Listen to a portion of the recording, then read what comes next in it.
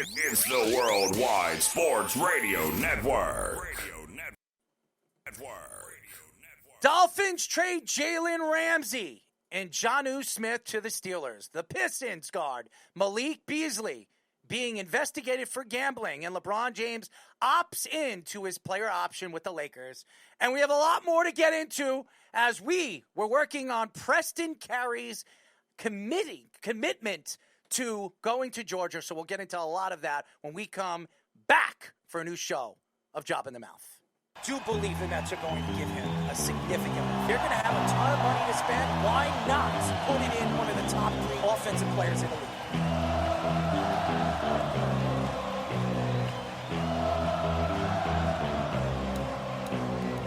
We're going to be looking at Aaron Judge and saying that he can't win the big game. Michael Jordan said, I played 82 games. You don't see LeBron doing that. This is a game where you got to go perform. I told you, Giant fans, and Saquon Barkley at this point. I'm gonna fight them all. A 7-nation army couldn't hold me back. They're gonna rip it off. Taking time. Say whatever you want about Patrick Mahomes. He's the best quarterback in the NFL. Really? And I'm talking to myself at night because I can't forget. And back and forth through my mind behind a cigarette. And the name's coming from my eyes. Can't get it all.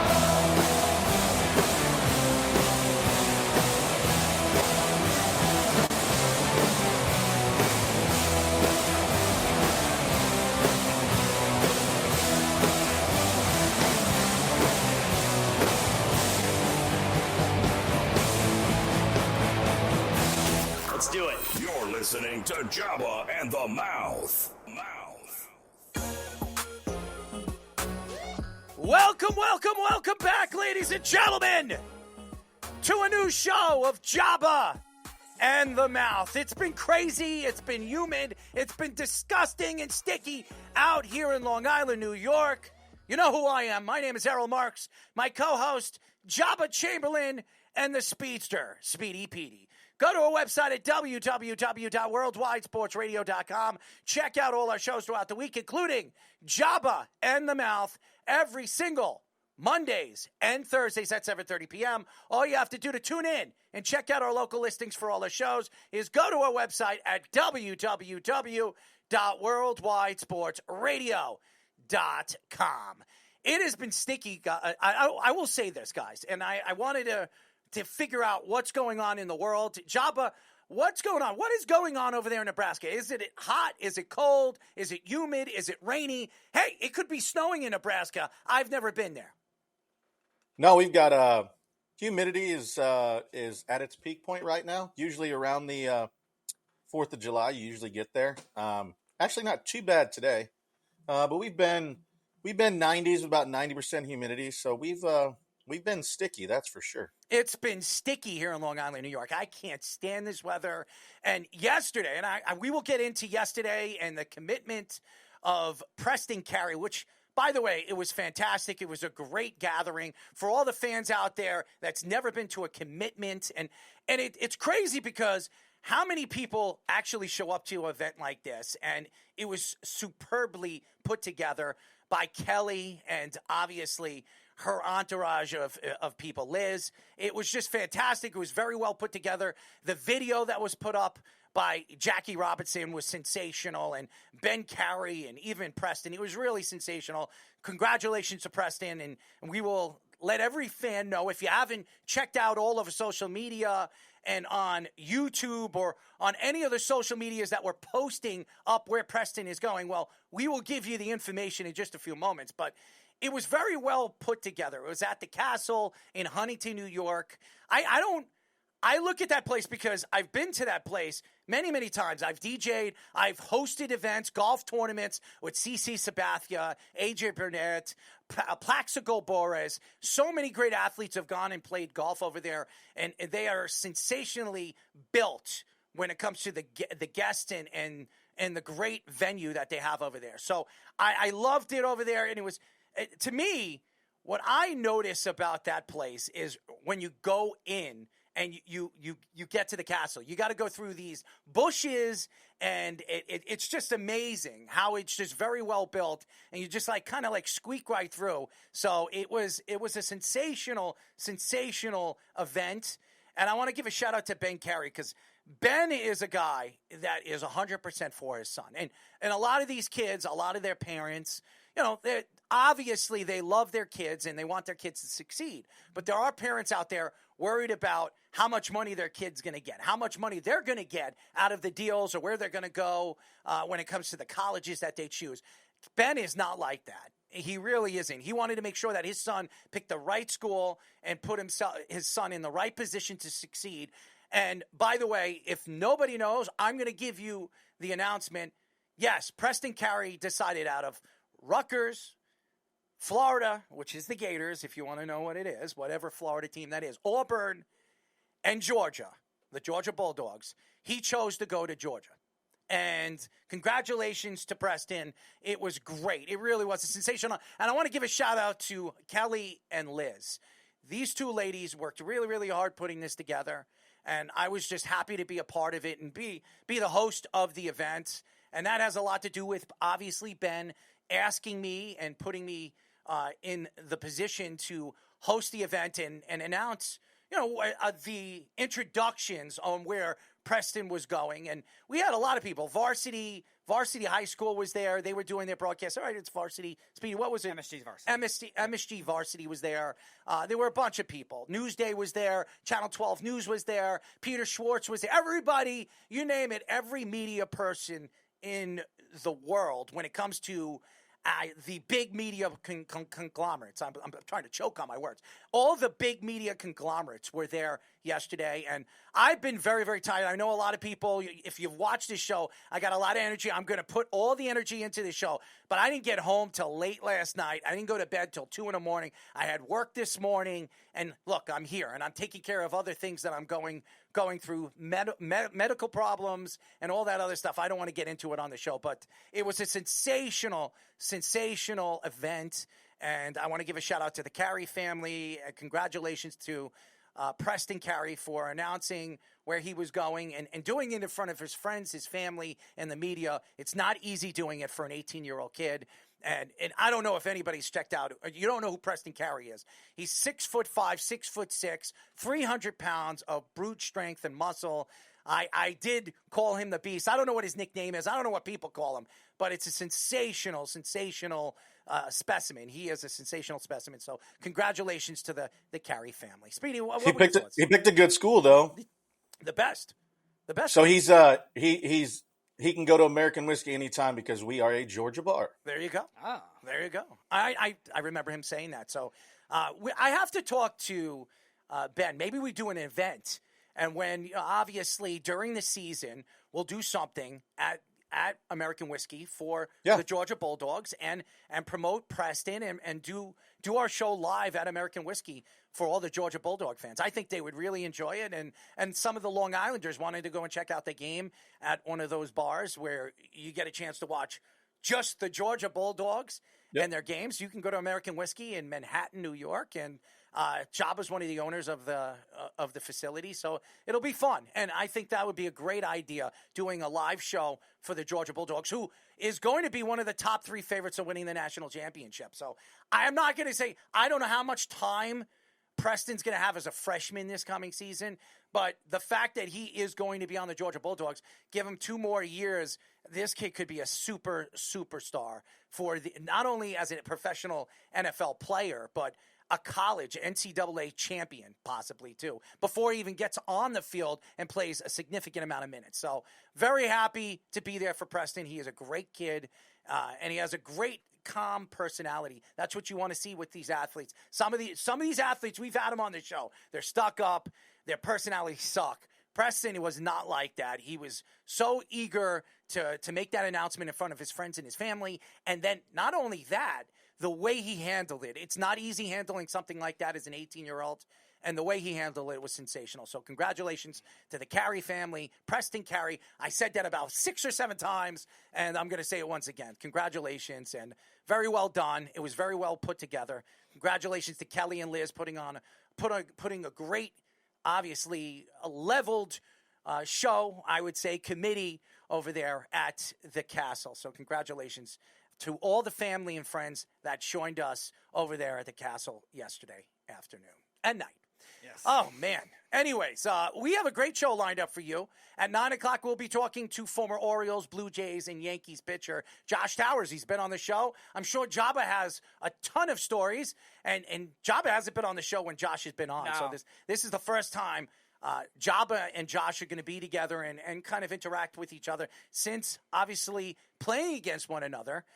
Over there when he played for the Orioles and Joba was with the Yankees. So it'll be fun to hear what Josh's thoughts were when he first got the chance to see Joba on the mound. And I'm sure Joba I played with him at the Yankees, too. That's true. Yes. I forgot about that. Yes, you did. So it'll be fun to get both of these guys on at the same time and kind of see their connection as professional athletes and MLB baseball players. So it'll be fun. Ian Rappaport reports that the Dolphins have traded Jalen Ramsey and Jonnu Smith for a 7th-round pick to the Steelers.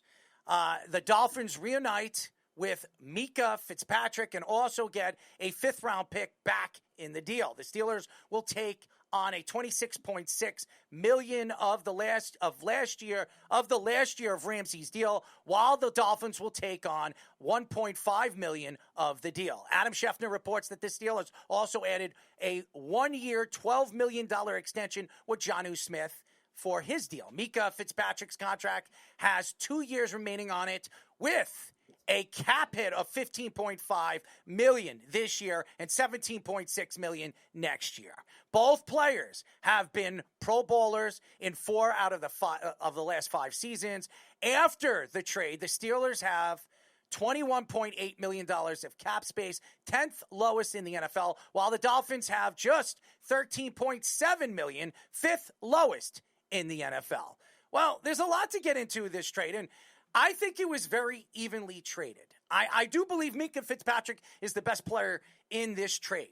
Now, Jonnu Smith had a great season last year with the Dolphins. We'll see what he does over there with Aaron Rodgers. We'll see what Aaron Rodgers shows up this year. Is he the team player Aaron Rodgers or he's a me player Aaron Rodgers? Because when he's a me player Aaron Rodgers, he's definitely not the same player. What I do see with this trade, and the reason why I think it's evenly matched, I think the problem last year for the Pittsburgh Steelers was the corner positions. They have Porter, who is one of the young some heroes over there with the Pittsburgh Steelers, but their secondary, especially on the other side of the field, was not too good. Now, MINKAH FITZPATRICK's been one of the better safeties in the league since he's moved from the cornerback position to the safety position. He has not moved back to the corner position, and the one weakness they have a bunch of weaknesses on the defensive side of the ball, but for the Miami Dolphins, it's one of their biggest weaknesses defensively for the last couple of years as at the free safety position. Now you have MINKAH. MINKAH can move inside. He can move outside. He can obviously defend multiple players. You could put him at the corner position if need be. I think, obviously, MINKAH FITZPATRICK is a perfect fit for a Dolphins organization that's been craving for a superstar player. Now, MINKAH FITZPATRICK is from the New Jersey area and a guy that has always wanted to go play in Florida. This is a kid that has a tremendous amount of ability, played for the Alabama Crimson Tide. He is a Nick Saban guy. We all know what he is as a defensive player, but he's just as good on the field as he is off the field. He is a team leader.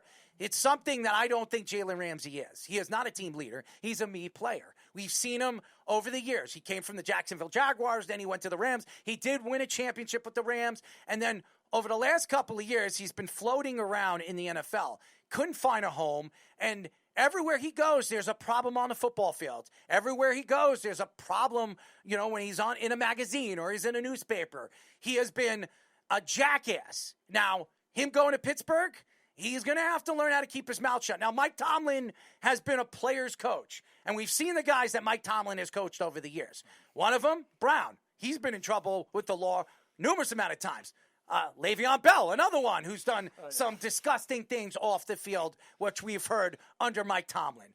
There has been guys over the years when we've heard from the Pittsburgh Steelers, and I think if there's anybody that can handle Aaron Rodgers, it's Mike Tomlin. Why? Because Mike Tomlin lets everybody do what they want to do on the football field as long as they win. But the problem with the Pittsburgh Steelers over the last couple of years, they can't get over the hump. They can't get out of the first round. This is 8 years, right? Am I mistaken? Yeah, 8 years in a row where they've gone into the playoffs and been eliminated in the first round.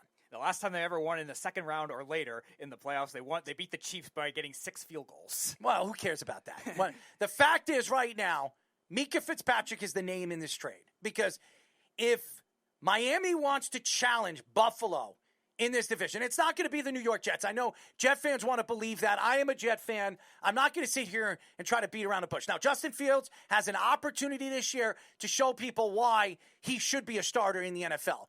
But I still think they're a young team. You have a new coach. Aaron Glenn's going to be a sensational coach in the AFC East. He's played in the AFC East. He was drafted by the New York Jets. So I believe he's going to be a good coach. But it's going to take a little while for him to implicate his offense and his defense to this team.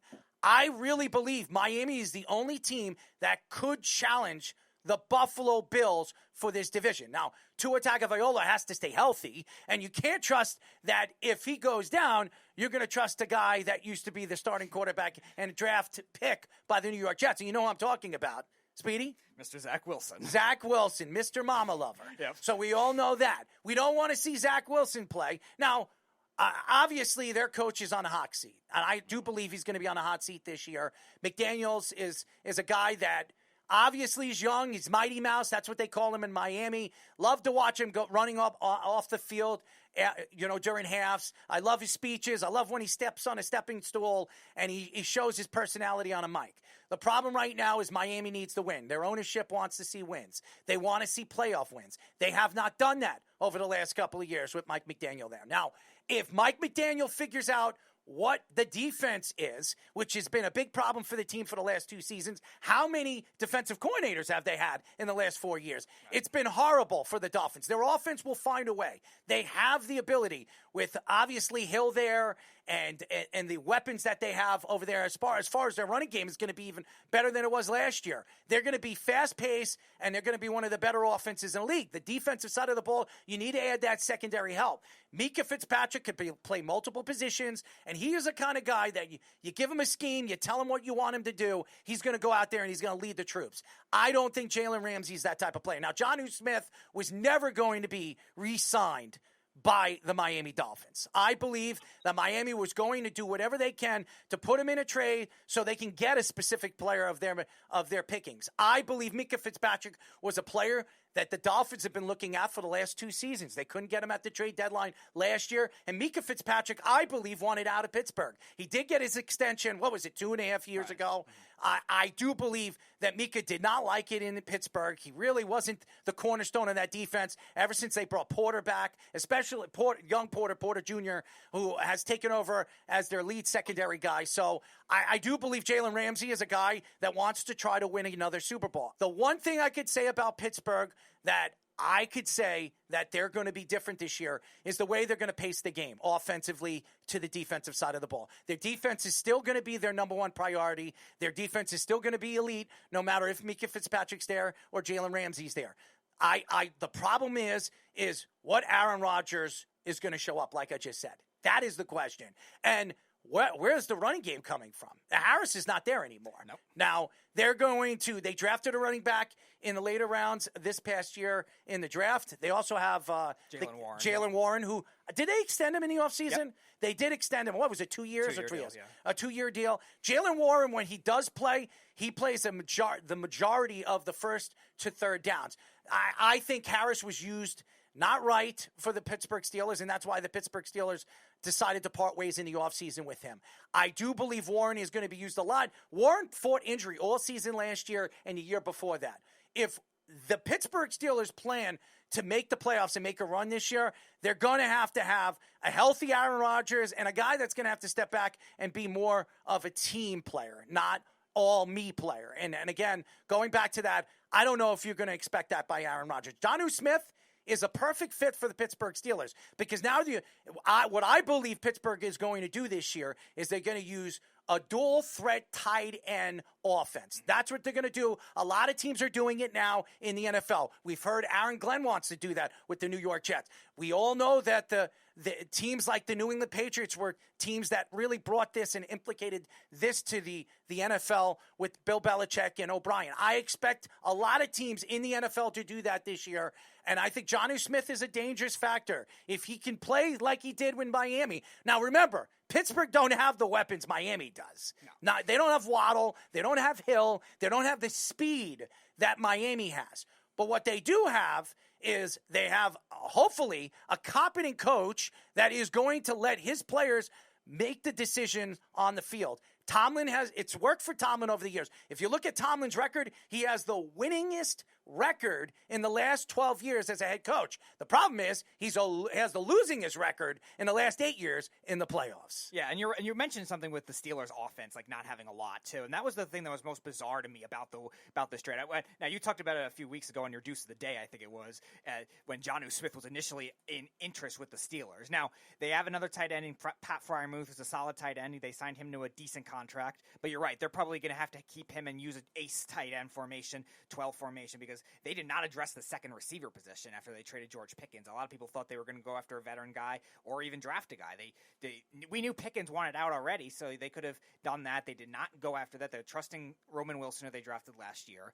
And like you said, it could be a mistake when a lot of these guys are just role players. Jalen Warren is a good running back, but again, is he going to be able to handle that level of volume with Caleb Johnson, a rookie, as your other option? That's the thing that doesn't make sense with this trade. Who's their number two, too? Remember, they traded George Pickens to the Cowboys. Yeah, so now who's their number two? It's Roman Wilson, and then they have DK Metcalf. Yeah, DK Metcalf is their one target, and can you trust him to be a consistent number one? I don't really. Well, don't. health. Yeah, the whole thing with DK Metcalf is he's a top-notch player. There's no question, but he plays pure adrenaline. That's how he plays. He plays power football, and whenever you see a wide receiver play power football like him.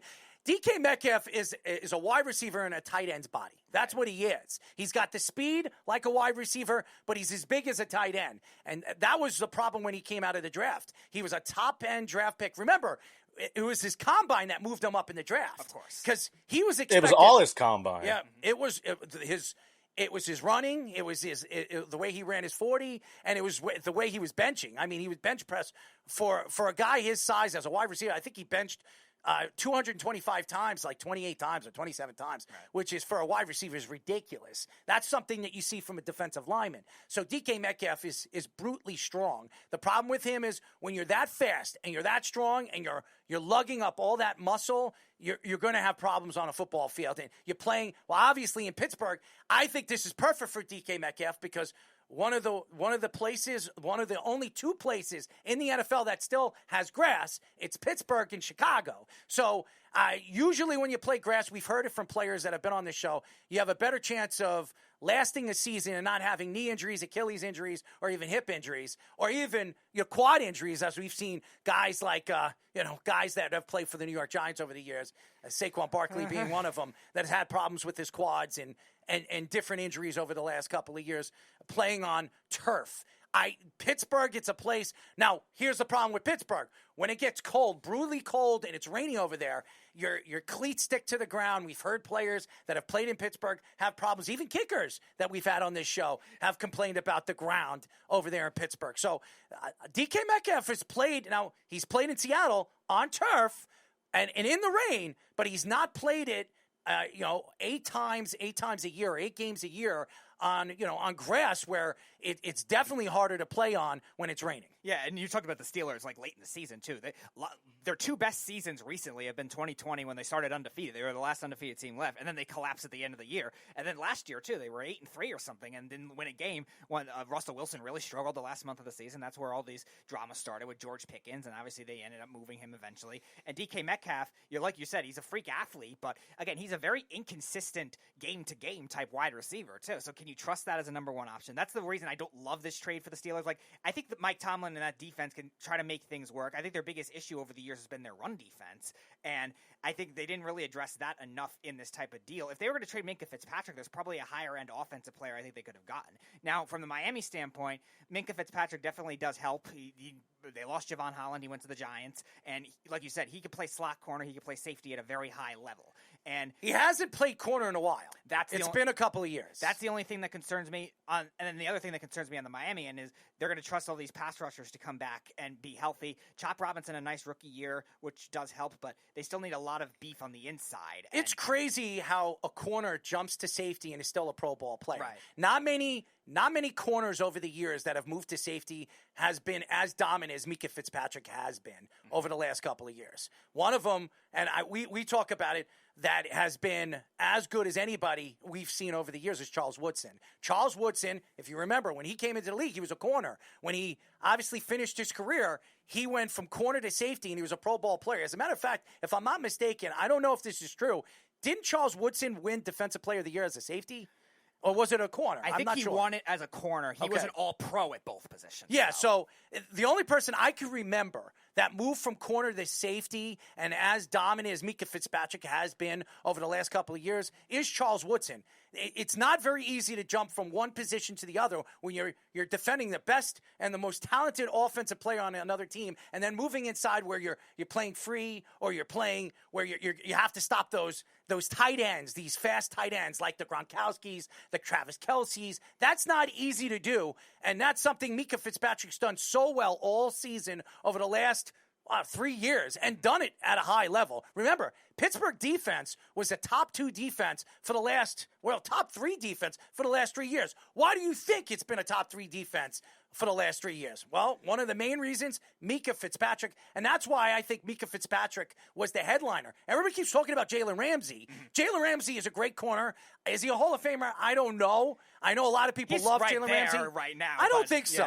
I really don't. It's tough to tell. He was the same guy that took shots at Josh Allen on the GQ magazine when he came into the league. Same guy that opened his mouth about Josh Allen, saying that Josh Allen's not going to be any good. Meanwhile, Josh Allen won the MVP this year, and he's one of the top 3 quarterbacks in the NFL. Where's Jalen Ramsey speaking now? I don't hear Jalen Ramsey in GQ or Newsday or whatever the hell he's at right now, heading to Pittsburgh, playing with himself. I'm going to tell you this right now. Jalen Ramsey is a problem. He's going to be a problem in the locker room, and we all know with the Pittsburgh Steelers, they do not know how to control their players. We've seen it. Juju Smith-Schuster, remember him with his TikTok? I remember that. And Mike Tomlin obviously pulled him to the side. They didn't even suspend him. He fined him $5,000, I think it was, $5,000, and let him play the next week. That's something Mike Tomlin likes to do. He's all for the players. And that, ladies and gentlemen, is why Aaron Rodgers wanted to go there, and that is why Jalen Ramsey wanted to be traded to the Pittsburgh Steelers. Yeah, they're in too deep at this point with all the personalities there. We talked about it with other teams in the past. Like sometimes you can accumulate the loud ones and make it to work. Obviously, Seattle got that to work with Pete Carroll there in the beginning, and then once it got all sour with everybody, it all started to fall apart all at once. Same kind of thing with the Eagles when they won their Super Bowl in 2017. They had a lot of loud personalities on that team with Alshon Jeffrey, obviously Michael Bennett. A lot of those defensive players on that first Super Bowl team for the Eagles were like that. They made it work. But again, not a lot of those teams, there's also the same level of loud teams that don't work. Look at the Browns when they tried to get Odell and Baker Mayfield all at once, and they had Freddie Kitchens as their head coach. That was a disaster. Notice the AFC North has been a problem with 3 teams. The Browns, Pittsburgh, and the Bengals. Yep. All 3 teams over the years have had problems. Coaches have had problems controlling their players. Yep. Remember Vontae Burfict? Yep. Remember him? Remember when he just completely nailed in the playoffs Antonio Brown? Remember that hit? Among many others, I don't think anybody forgets that hit. Right. All right? They've had problems controlling players. Pittsburgh has had problems controlling players. And then, obviously, I mentioned the Browns, who obviously there's a guy named Watson who can't stay on a football field. He got guaranteed money and loves to go massage parlors, or at least create his own massage parlors at the stadium. And there was a second-round draft pick they had last year that already got a domestic assault or something like that. There was a linebacker that got suspended for financial fraud. Yeah, good job, Cleveland. Good job. No, I was just going to say, like, of these two, who do you think actually has a bigger impact and I say this positively Minkah and because they negatively. need him more because the Dolphins lost Javon Holland. They have injury-prone other corners that have not been great to develop-wise. I think with Jalen Ramsey, it brings another physical presence with Joey Porter. They're both the same type of player at this point. I don't know if it's like a deal-breaker to like make their defense to a higher level. Miami needs the defense to be what they were in the second half of the season. Second half of the season, they played very well. It took them a while to get going, though. But the problem is you just don't know with their pass rushers how healthy they'll be coming back. Makes sense. I mean, but it's just like you look at it because it's so weird when a trade like this happens because it doesn't happen that often. Not with 2-star defenders all at once, and that was the thing Right. I was questioning with the Steelers because the Steelers need more offense than defense, and Miami kind of needs more front seven than they do secondary. But again, at the same time, Minkah could do so many different things. It's good. Yeah, and he can adjust, and obviously we've seen what he can do. And I was just wondering what how the impact, and obviously from both sides of the ball. But I mean, you're getting quality players on both sides. I think Minkah's just more susceptible to being able to do more things in a scheme than Jalen is. Well, I want to give an announcement. I didn't get a chance to do that in the beginning. Happy birthday to Thomas. And Thomas has been a really good friend, a fan of the show. It is his birthday yesterday. Happy 19th birthday to Thomas. It is I watched this kid grow up, Eric Martini's nephew, okay? And I've known Eric for years. I haven't spoken to Eric for over 6 months. It's been a long time. But his nephew has been a fan of the show, loves the show, and I wanted to just I didn't get a chance to do that. Happy birthday to Thomas. Happy 19th birthday. Happy birthday. Kid, you're almost at 21, man. You're considered a man, but you're still a young kid, great drummer, great kid, great personality, big Yankee fan, and loves Joba Chamberlain. So keep listening. We will get into the Yankees, and I'm sure Joba's thoughts of what's going on with Anthony Volpe, who's been absolutely horrible, really. And the Yankees are going to have to figure out what they're going to do with him. Do they move him or do they send him down to AA? Because I don't even think he can hit AAA right now. He's had a problem all season long seeing the ball. But that's a whole nother story. But to get back to what you guys were saying, Minkah Fitzpatrick is the slam dunk player in this trade because, one, Minkah Fitzpatrick is a team player. Two, Minkah Fitzpatrick wanted to go down to a Florida team. He re-signed with Pittsburgh because Pittsburgh obviously told him that they wanted him to be there for life. And he loves Mike Tomlin. Everybody loves Mike Tomlin. But I think Jalen Ramsey wanted out of the Miami Dolphins. The defense has obviously not been up to par over the last 2 seasons. Last year they weren't good. The year before was pretty good. Their defense played well. With all the injuries they had, and obviously losing their coach, he goes to the Philadelphia Eagles and wins a Super Bowl the year after. But nevertheless, Jalen Ramsey had no interest of staying over there in Miami. It's going to be an all-offensive team. If Miami has any chance to win this coming season, they're going to have to really be an all-out offense. And I could say this about Pittsburgh. They're going to be the complete opposite.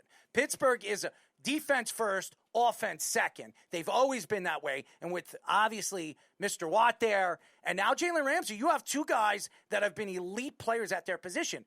But losing Minkah Fitzpatrick in the middle against tight ends, especially in the AFC, what you're going to have to contend with, you're going to have a lot of problems because these coaches like to go up in the middle when it comes to these tight ends. And it's changed. The league's changed. Go ask, and we all know Travis Kelce. We all know the Kansas City Chiefs. The Kansas City Chiefs love to play that middle ball. They love to throw inside.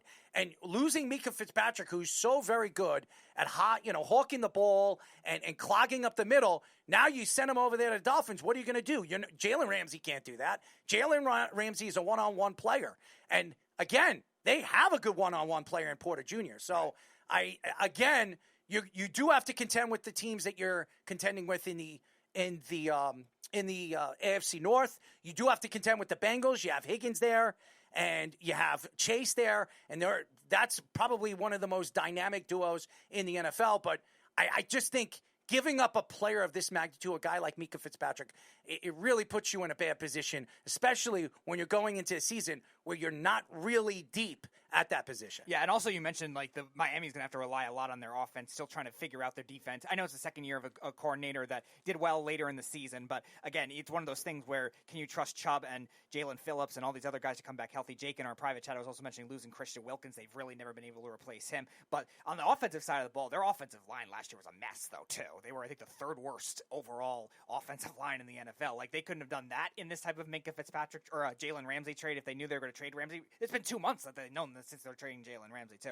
So that's the only thing that was kind of Pittsburgh odd. wasn't going to trade any offensive No, line. I'm not saying Pittsburgh, but they could have done it around the league, too. Like, we talked about it one of the weeks you were gone, Errol, when you were in Florida. I thought Minnesota was a really good fit for Jalen Ramsey, and they could have traded an offensive lineman. Washington would have been a good fit for Jalen Ramsey. You think Jalen Ramsey wanted to go to Minnesota? I don't know for sure, but like I think schematically speaking from the Dolphins, I think even though I think they got good value in this trade, besides I think Pete Bursick, I don't think there's any player in the NFL that really wants to go to Minnesota, especially unless they're getting paid, because Minnesota is a cold place in the wintertime.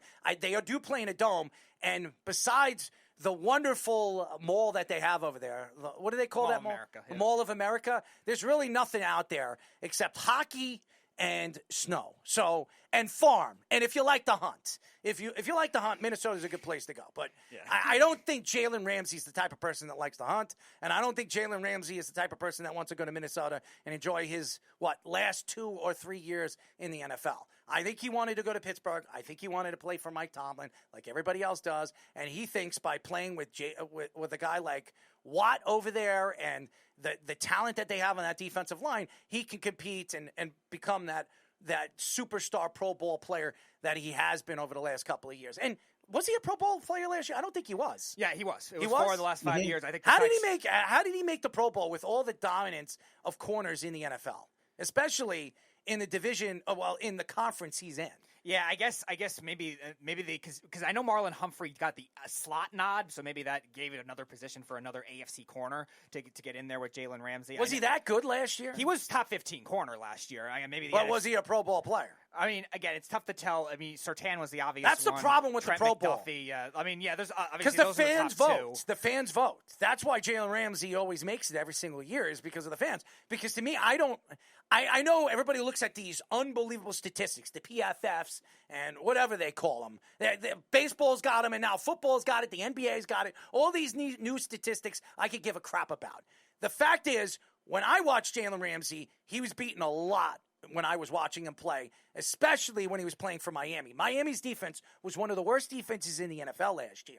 And Jalen Ramsey was a part of that defense. So for the fact that Jalen Ramsey was a Pro Bowl player just tells me why the Pro Bowl is an absolute joke.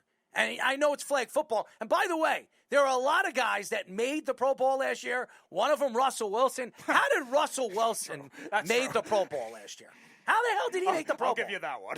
You give me that one. How about the kid from the Patriots? May. Drake May, yeah. How did May make the Pro Bowl? Also, the Pro Bowl's, like, as Jake said in our chat, too, it's like, it becomes one of those things where it's like a popularity contest. It's not really who the best is. And as we're seeing, we see it in all sports, too. When fans are part of the voting, they're not voting because he's the best. They're voting because he's the favorite player or whatever. And you see it all the time. And I think there's some things that need to change. But also, too, it's like, hey, I get another $50,000 if I'm a Pro Bowler. Like, hell, let him keep voting for me. Yeah. I mean, it's part of the game, and I don't think they'll ever take the fan voting out of it because it makes the fan feel like they're part of the game. Here's the problem, and I agree with you. Here's the problem with the whole Pro Bowl thing and the fans get to vote.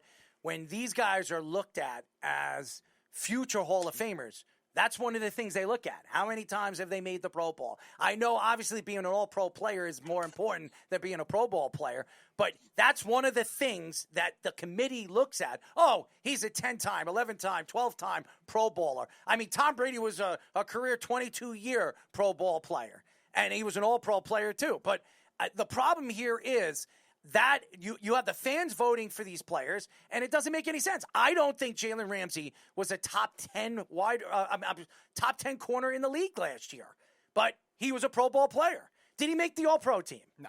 So that's the problem. If you're a Pro Bowl player, you should be an All-Pro player too. That's where the NFL needs to figure this out, because that's the same thing that happened. I was it a couple years from a Jet, one of the linebackers from the New York Jets. He was a all-pro player, but he didn't make the Pro Bowl. Okay? It made no sense. If you're an all-pro player, you're Isn't a Pro Bowl isn't player. that ass backwards? Yeah, it doesn't make sense. If you're an all-pro player, you're a Pro Bowl player. That's the way it should go. It doesn't make any sense. There are all-pro players every single year that are not voted into the Pro Bowl. How does that make sense? It never makes sense with in professional sports anymore. Yeah, it's all about money. It's all about the superstars. But guess what? If you're an all-pro player, you're a superstar. As far as I'm concerned, if you're out there playing your heart out every single week and you're the best defensive player for your team and one of the best defensive players at your position, how are you not a star?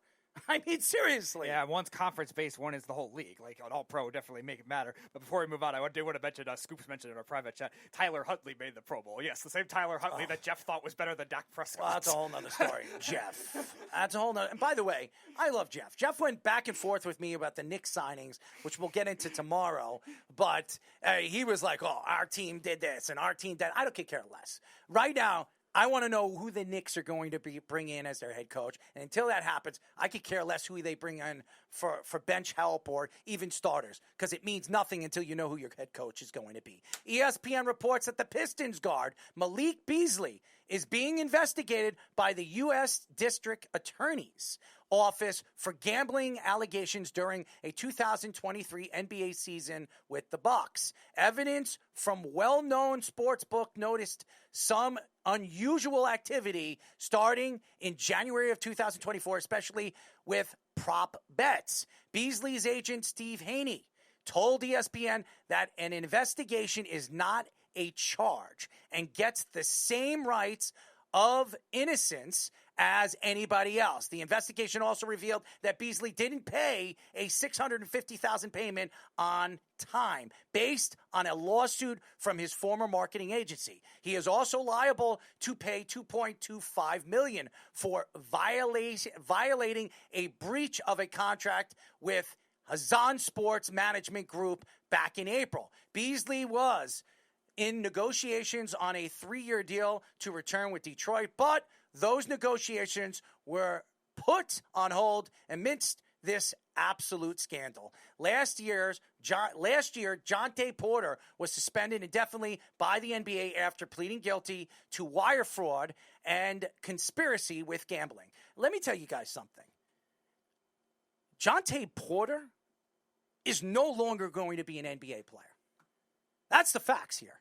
Adam Silver, if it was LeBron James, if it was LeBron James, the LJA himself, betting on sports, he would have had a slap on the wrist. Slap on the wrist. That's a fact. Okay? But because it's Jontay Porter, it's not Michael Porter Jr., and Jontay Porter is Michael Porter Jr.'s brother. Okay? Jontay Porter will never step on a basketball court ever again in the G League or the NBA. Ever. Because of this betting scandal. Now, Malik Beasley is a good player. Is he a superstar player? No. The fact that obviously the district attorney is investigating this situation, obviously there's some kind of story to it that he is not saying. There's some evidence that states that Beasley had some kind of involvement on this betting scandal with the Bucks, with the Buck game. I don't know the truth, and I don't know the inside source. The fact is, I don't understand. If you're not betting against your team, I don't think there should be a problem with betting on sports. I don't think you should be allowed to bet on any of the games that you're playing in. That's what I think. But any other game outside of the lines of the game that you're playing where you're going to affect the game, you can affect the game, it shouldn't matter that these players are putting their own money in the game. Now, obviously, there's some inside sources. They know referees. We all know that. But they're not the only ones. You're telling me right now Vegas doesn't have connections with the referees, with the league? Of course they do. How would they get it? Why is Vegas, I wouldn't say 90%, 68% of the time right? They're 68% of the time right because they have an inside source. Duh. So why couldn't the players do it? If the NBA could do it, and the NBA is making money on betting, they're 100% making money on betting.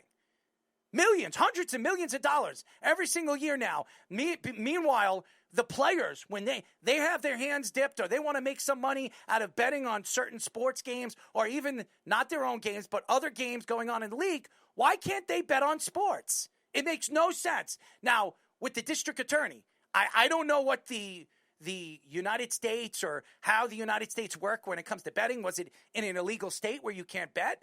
I don't know why the district attorney is involved with this, because this is an NBA thing, not a world thing. This is not a United States thing. So I don't understand why the district attorney is involved with it unless he was doing something illegally where he is stealing money. That's the only thing. Where he's stealing from taxes, tax evasion. I don't know why the district attorney is involved with this. I got to read more about it. But obviously there's evidence that he was working with a sports bookie. And there are a lot of players doing it. And obviously, Shohei Ohtani was doing it, but he got away with it because the MLB knows that Shohei Ohtani is one of the faces of their international baseball, and they know that if Shohei Ohtani was caught with that, his career is over when it comes to baseball. Malik Beasley is not important. LeBron James, different guy. He's still the face of the NBA. If Giannis did it, you don't think the NBA would get involved and try to hide it or push it under the rug? Or even Joel Embiid, the big mouth that he is. If Joel Embiid was doing it, obviously the NBA would have brushed it on the rug or done something to protect their superstar player. It is a big problem. And if you're going to go after the what do they call them? The smaller puppy? Is that what they call them? The lower dog? Small market teams. Yeah. No. I'm talking about the player. You're going after the puppy instead of the. You're not going after the whale. You're going after the minnow. There you go. You're going after the minnow instead of the whale. And the truth is, if LeBron James is betting, which he probably is, and I'm not going to try to beat around a bush. You're going to tell me that LeBron James, when he goes to these MMA fights and he's going to these boxing fights, he's not betting on those sports? Come on, guys. What kind of person do you think we are if we wouldn't believe that LeBron James is betting on sports? He's a multimillionaire and throwing away $2-3 million. Look what Drake did. I mean, Drake, week in and week out, a fight is out there. He's throwing $3 million here, $4 million there, $2.5 million here. He doesn't care because it's the money that these guys are making. It's endless. But a guy like me, if I'm throwing $2.5 million, you best be known that I'm going to know who I'm betting on, and I'm almost 100% sure that he's going to pull out a win. Malik Beasley doesn't know what's going on. He might have an inside source where it's telling him that it's going to be around these points or it's going to be around the over-under. I don't know, but the problem right now lies with Vegas, not with the players and not with the referees. It lies with Vegas because if Vegas knows what's going on and they have the answers to everything that's going on, why shouldn't the players get the information and bet on it too? And that's what's tough with this kind of situation, too, because you're right. There probably is another source. Now, it's interesting. I know they were saying it was prop bets. It doesn't seem like it was on his games specifically because he actually still played really well that year. Like, Jontay Porter, the situation with him was he actually was actively tanking a lot of his games to get prop bets on the under. There's no evidence to suggest that with Beasley. Speedy, let me ask you a question. On the Pistons, Malik Beasley is playing on a Piston team, a young team. You think Malik Beasley is the only player on that roster that was betting on whatever he was betting on? No, Come on. Probably not. Not. He's a Malik. First of all, he's a young guy. By the way, killed the Knicks in the first round. He absolutely dominated the boards against the Knicks. He made a lot of problems for OG Anunoby when he was defending OG Anunoby. I think Malik Beasley is actually a pretty good player. He's still young. Yeah. He's still developing. But to put it, like you were saying, as a Joba, he is not a whale, and the NBA don't care about him. If these stories to be true, and they come out to be true, if the NBA suspend him for life, it wouldn't matter. Right. But if it was anybody else, it would be Anthony Edwards. Could you imagine if Anthony Edwards is involved in the scandal, how big this would be? Nobody cares about Malik Beasley. Nobody even knows who he is unless you're a Detroit fan or you're a basketball fan. Nobody knows who Malik Beasley is. Nobody. Anthony Edwards loses $1 million at a bet. He'll find 5 other people to blame before himself. That's what I'm saying. But if it's anybody else, yeah, Jalen Brunson. If you're going to do it, be smart about it. Right. And it goes back to the story we had last year, too, with Kevin Durant, too. Kevin Durant was subbing in as a FanDuel analyst during the NFL season, I think before the basketball season started. And he was helping out making bets, too. But meanwhile, Jontay Porter obviously gets suspended for pretty much for life, barring some miracle. And then Malik Beasley, where he's being investigated, too. But no, Kevin Durant could be a FanDuel analyst, no problem, and give football bets out. And Jake, like you're saying in the private chat, you could bet on the NFL, I guess. But again, why is he doing it publicly and him getting away with it? Because LeBron James Association has no problem with Kevin Durant, who's been the other face of their league for quite a while, doing it no problem. But Malik Beasley, a young kid who won a championship with the Nuggets, is a good bench player.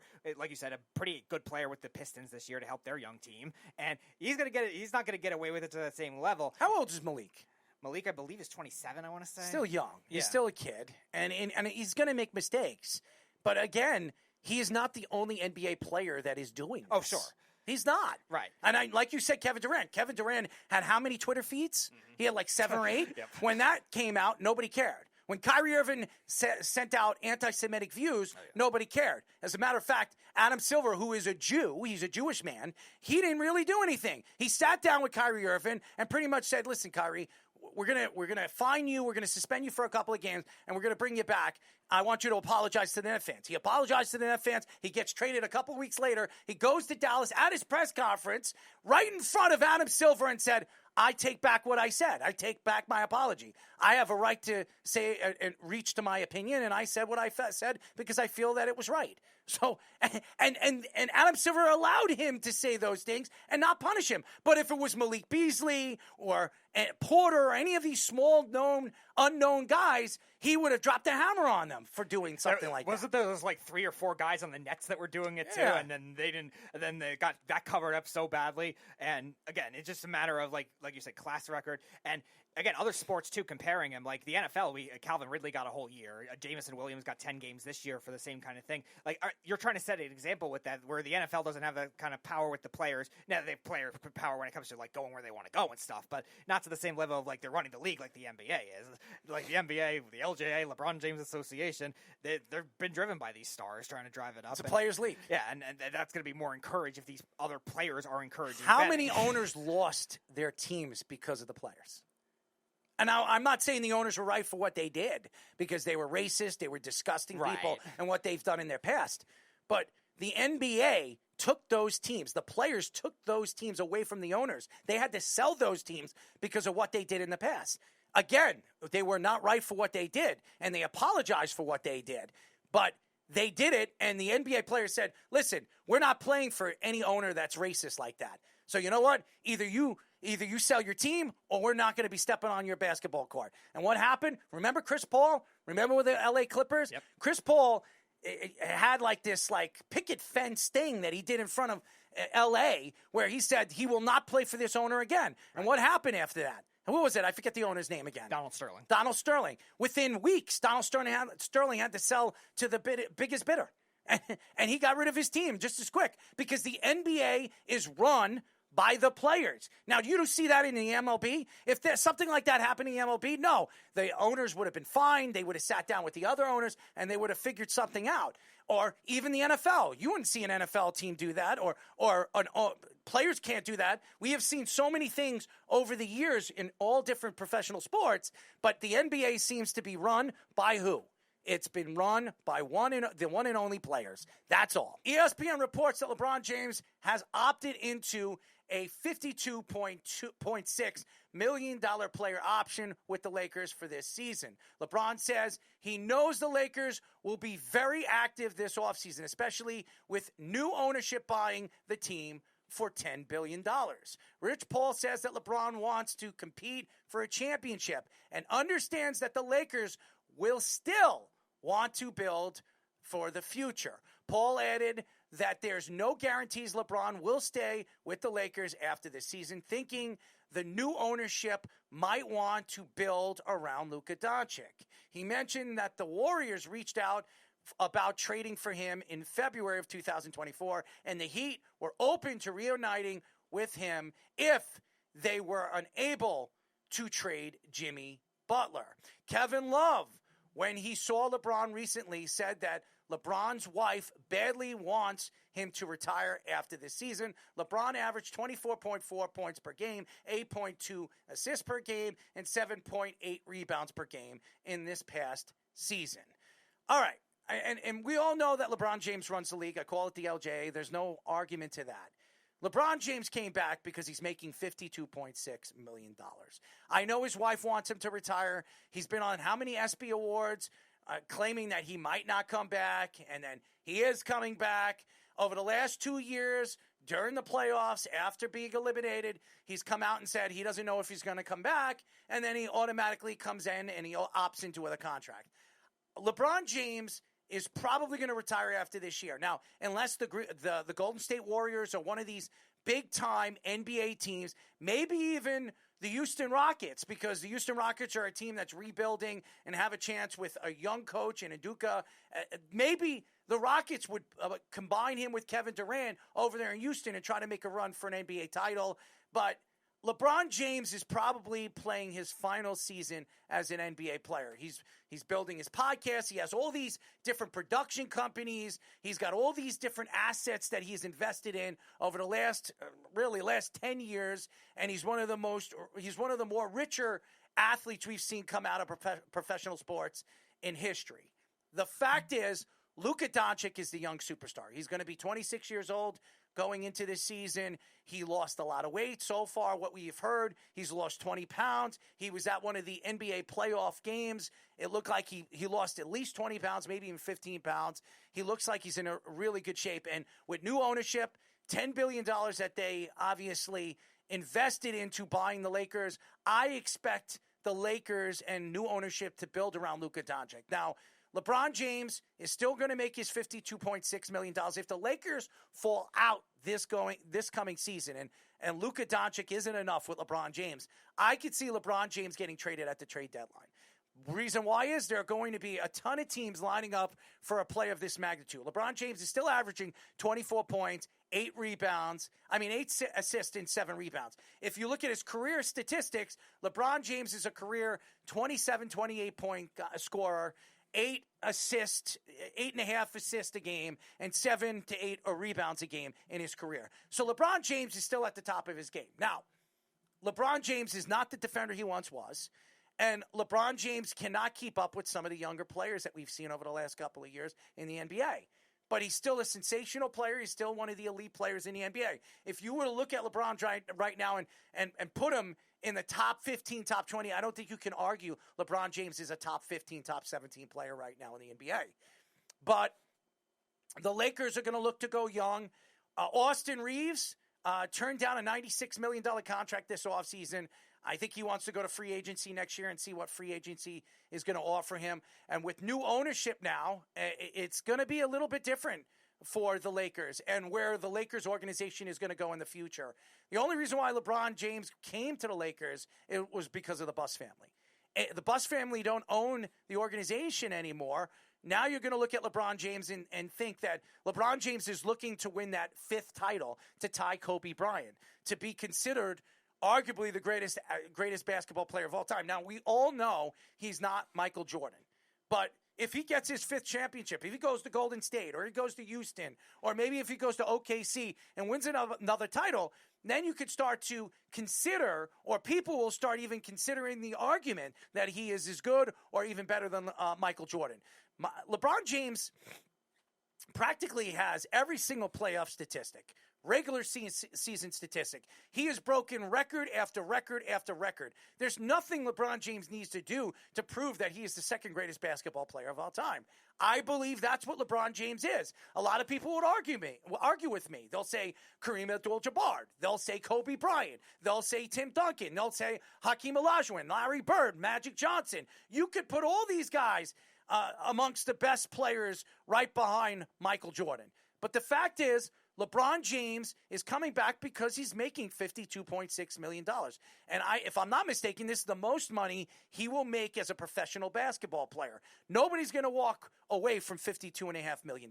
Nobody. I don't believe LeBron James will be a Laker for the rest of the season. I think at the trade deadline, if the Lakers fall out, and I don't think the Lakers are going to be aggressive because obviously the offseason has started. Free agency has opened up. Unless they get Giannis, who are they going to get? And you're only getting Giannis if you trade something. Who are you trading for Giannis? Austin Reeves? Nobody. You're going to have to trade a hell of a lot more than Austin Reeves to get Giannis. You're going to have to trade maybe LeBron James, Austin Reeves, and probably your future to bring in Giannis. And that means LeBron James is no longer with them. So that's not going to happen. I just think There's nothing out there right now. This free agency market is not as good as it's going to be next year. I don't know where anybody believes that LeBron James will stay with the Lakers by the trade deadline. There are a numerous amount of teams that are looking to win a championship or on the cusp of being one of the elite teams in the NBA. Maybe he goes back to the Cleveland Cavaliers. Yeah. Maybe he goes back to Cleveland and tries to win a championship with Spider and the coaching staff over there with Kenny Atkinson. If they add LeBron James to that roster, I mean, is anybody going to beat him in the East? That automatically makes them the favorites at the trade deadline to win the East. How about the Celtics? The Celtics, obviously, you have Brown, you have White there. You don't have Tatum. You don't have Tatum. He might be back at the end of the season. They're saying Jason Tatum will miss the whole season. With an Achilles tear, if he's training already, he had his surgery the next day within 24 hours of the Knicks game, the Knicks series. I expect Tatum to possibly be back sometime before the playoffs. If Tatum comes back and you have LeBron James and you have Jaylen Brown and you have a guy like White, I mean, aren't you a contender? Aren't you an Eastern Conference contender with LeBron James there going to play for the Celtics? Do you remember the last Laker to jump ship and go from Miami to Cleveland to the Celtics? Do you remember that? It was Shaquille O'Neal. Shaquille O'Neal retired as a Celtic. Now, he didn't do anything with the Celtics, but he retired. Well, he actually retired with, if I'm not mistaken, it was Orlando he retired with. But that's what usually happens. After your career, you usually sign with your old team and you retire with your old team. That's what usually happens. I'm not sure if he retired with Orlando or the Lakers, but he retired with one of those teams. But his final year as an NBA player, if I'm not mistaken, it was with the Celtics.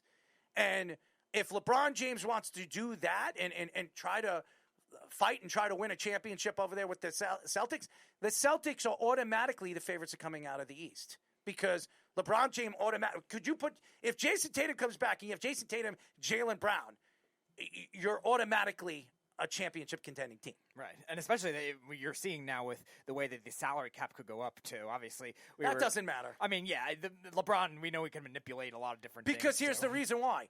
Jason Tatum, if he comes back, it'll be at the end of the season. Insurance already is paying for him. So even if he comes back, you're not paying him for a full season. So you could bring LeBron James' contract in with the Boston Celtics at the trade deadline, because even if Jason Tatum comes back, he's not going to be paid. That is paid by insurance. It doesn't affect their salary cap.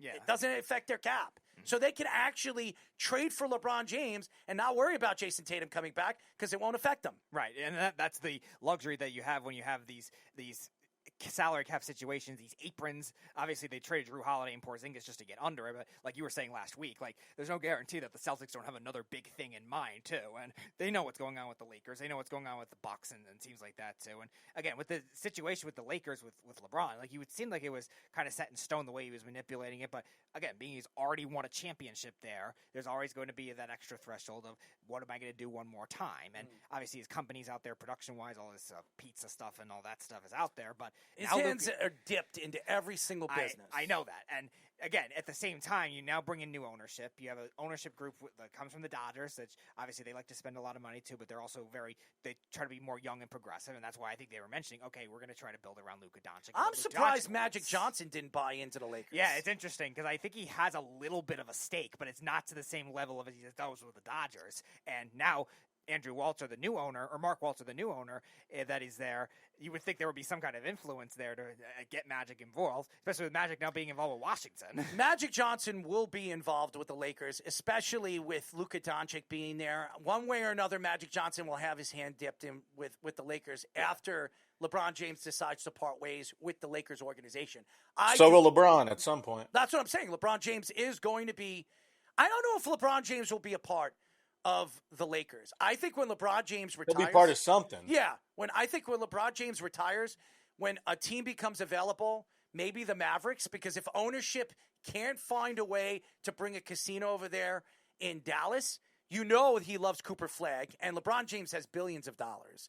By the time LeBron James is ready to buy a team. He probably is worth a couple of $1 billion with the assets that he has. LeBron James is going to buy into an NBA team. Why not the Dallas Mavericks? Think about it that way. Yeah. Think about it this way. The Dallas Mavericks have Kyrie Irving there, has Anthony Davis. Both players played with LeBron James. Both players won championships with LeBron James. And then you have Cooper Flagg there, one of the best young stars right now the NBA has to provide. And he has come out and said during the Olympic practices that this guy is the best American player he's seen come out of United States basketball in the last 5 years. That says a lot about what he thinks about Cooper Flagg. As a matter of fact, one of the things that were brought up after Cooper Flagg was drafted when he was obviously interviewed is he said, what did LeBron James talk to you about? And he told Cooper Flagg, cherish the moments of this opportunity because you're never going to be in this situation again. And that says a lot about LeBron James, who, by the way, never even played college ball. This guy went right to the NBA as a high school player and was already inaugurated as the king. So I'm not saying Cooper Flagg is LeBron James, and I think he's the next Kevin Durant. That's just my opinion. But LeBron James has an opportunity at the trade deadline if need be. And again, the Buss family is not running the organization anymore, and he has no reason to stay there. Expect LeBron James, if the Lakers are not a contending team and they don't have any assets where they can make a trade at the trade deadline to bring in another superstar to play with him and Luka, where LeBron James is going to ask to be traded. I'm willing, if you're a betting man, Joba, if they're – obviously, we're not NBA players, so we can bet. If you're a betting man, ladies and gentlemen, I would bet LeBron James at the trade deadline will be traded to an experiencedly gifted NBA title team. Yeah. And I say experienced because I think one of the teams that he's going to get traded to is a team that's won a championship in the last couple of years or is ready to win a championship. Mm-hmm. And again, there's always going to be the veteran ties because we talk about, okay, can LeBron handle the young players too, which if the Lakers are going to progress in that direction, are they going to want to trade a lot of those younger players as well? Like, yeah, you're talking about, like, they don't have this high-end younger player that you'll be like, okay, this guy's a can't-miss type prospect. I liked Connect last year. He was kind of up and down his rookie year. Rui Hachimura is not bad. Like you said, Austin Reeves is probably their best trade option, and he's kind of frustrated with the team anyway, so it seems like he's inevitably going to be out. But that's going to shoot down your trade value too. So, like, it's not like, what do you have if you're the Lakers to be able to do that kind of thing if you don't grow to that next level with this new philosophy that you're saying? You look at the way the league is now, outside of the Warriors, you're looking at a format where it's 2 stars and you build a pretty good core around it. Balanced players. It doesn't really matter of having like the star point guard or the star center. Remember, I know OKC just won with Shai Gilgeous-Alexander and Chet Holmgren, but besides that, you're seeing a lot more of these wing-type teams, and it's really 2 stars and getting everyone else affordable at that point. And maybe that's the Lakers' mindset. If it takes trading LeBron in order to do that, if the Lakers don't contend right away, because we know LeBron doesn't like to play a lot at the beginning of the regular season either, and if he can't, he's averaged about 62 to 65 games this season for the last 5 years. Yeah, and again, it's interesting to think like if they could fill that void if LeBron does have to quote unquote load manage and stuff like that, if he does stay healthy. And that's the other question that somebody like JJ Redick, Keith's favorite coach, if LeBron James knows this, it could be his final season. You would think that LeBron James is going to play at least 80 games. Wouldn't you think? You would think. You want the fans to come and see you for the last time. Michael Jordan, we all know the Michael Jordan story. He came out many, many times, said, fans come to watch me play. I wanted to make sure that everybody got a chance to see me play at least once when I was playing basketball. And that's why he played almost every single game. You never see Michael Jordan miss a game. Right. He was always out on the basketball court, hurt with the flu as we saw him in the playoffs. That man went out there and played his heart out. LeBron James has not been that type of player really over the last 5 years. Now, LeBron James is still an elite player. There's no question that he is. He's still at the top of his game. Maybe not the same defensive player he once was, even though he's tried to play that contagious defense over the last couple of months of the season. He's not that type of player anymore. But LeBron James still has the ability, if he goes to an organization in the right team, he is absolutely that boost that organization is going to need to win a title. Yeah, always going to be thought of as a missing piece when you're that good in the playoffs. And even the durability aspect compared to some other NBA players has still been better for LeBron even at age 41 than a lot of look at Kawhi Leonard and look at Paul George and all these other guys, these veterans that are always getting hurt too. So there's still an optimism that you would believe if you were the Lakers to be able to make that kind of thing work. And that's what the new ownership will bank on at the moment. And also new ownership thinks that they can get something for him. LeBron James is a guy that can help a team, give him a boost to possibly win a title. what would you get for LeBron James if he's averaging about 25 points per game, 8 assists and 7 rebounds, and can change your roster for the better? Even if LeBron James comes off the bench, which that will never happen. No. Even if LeBron James comes off the bench and you got a player of this magnitude coming off the bench, what are you willing to give up? For somebody like this will almost guarantee you an Eastern or Western Conference chance to win a championship, finals to win a championship. What will you be willing to give up? You're talking about maybe. I think it'll be decent though, but you got to remember it at this point you got to look at it as a rental, not as a long term. So then I think you got to look at it like, okay, are we just this rental, and what are we willing to give up, or what do we want to give up, or is it worth giving this up to figure out like, okay, we got a shot if we get this guy? That's kind of like, it's just hard when you get into that rental frame of mind, because it's like, what do I really want to get rid of knowing this isn't going to be long term? 100%. And that's what a lot of other NBA teams have kind of fallen into the trap of, too. We talked about it last week with the Kevin Durant trade with the Suns, too. They kind of felt like they were desperate at that point. Now, at the time when they did it, I thought it was fine. Like 2023, they had the season before where they lost to the Mavericks in the Western Conference Finals, a 67-win team. So it seemed like a big swing. And then they go get Bradley Beal, and everything goes downhill after that. And the Nets have done it. The Clippers have done it with Paul George and Kawhi Leonard. Obviously, we talked about how that trade really helped OKC get over the top the way they did. And there's going to be some teams, Joba, that do think that way. They're going to fall into that desperate, all right, last plea type move if they can get something else around it. We mentioned Miami before, like Miami reuniting with Pat Riley. They get Jimmy Butler off the books, who was disgruntled over there. Would they consider a big move? Does Pat Riley have something up his sleeve for somebody like LeBron? You said the Celtics definitely a possibility. He's not going. LeBron James is not going back to Miami. He's not. They don't have a chance to win. Even if they had LeBron James there with Bam Adebayo and Tyler Hero, do you think they're going to get over the hump? Even against the Knicks, with the roster the Knicks have, they don't beat the Knicks. They don't beat the Cavaliers if the Cavaliers are healthy. So I don't see LeBron James. LeBron James, if he knows this is his final year, which could very much happen, if he believes this is his final year, he's either going to go to the Western Conference where he can win with Houston, with Kevin Durant. Could you imagine him and Kevin Durant on a roster? They've always wanted to play together. Right. Why not go, play your final season at the trade deadline with one of your favorite players to play with Team USA basketball, and go and make a run with Kevin Durant and see if you can get over the hump? That would be amazing. LeBron James right off to the sunset like Peyton Manning did, win a championship with one of your best friends. I mean, that would be a storybook ending in LeBron James' story. Well, with the power of the LeBron James Association, help everything out with it as well. He's going to definitely try to manipulate as much as possible with wherever he ends up going. Again, I don't know how frustrated it would be with the Lakers, but it's always different with newer ownership. When LeBron obviously decided to go to the Lakers, it was different with the Buss family there. And obviously there's other players that have come and gone with the Buss family that have had their power, but at the same time, the Lakers haven't had the holding power of these players either. Look at somebody like Anthony Davis. Now, obviously, you can't pass up a trade with Luka Doncic, but look at all the other stars that have come and gone, or even just almost went there and get that kind of result. And now you're seeing it with LeBron. It seemed like a surefire. Who would have thought that after trading Luka Doncic and Nico Harrison looked like the dumbest GM in NBA history, and he's really dumb. I mean, we all know what the Nets have done over the years. They've done a lot of stupid things. But Nico Harrison trading one of the best young players the NBA has ever had, foreign international players the NBA has ever had, and then all of a sudden, out of nowhere, win the lottery with a 3.8% chance of winning it.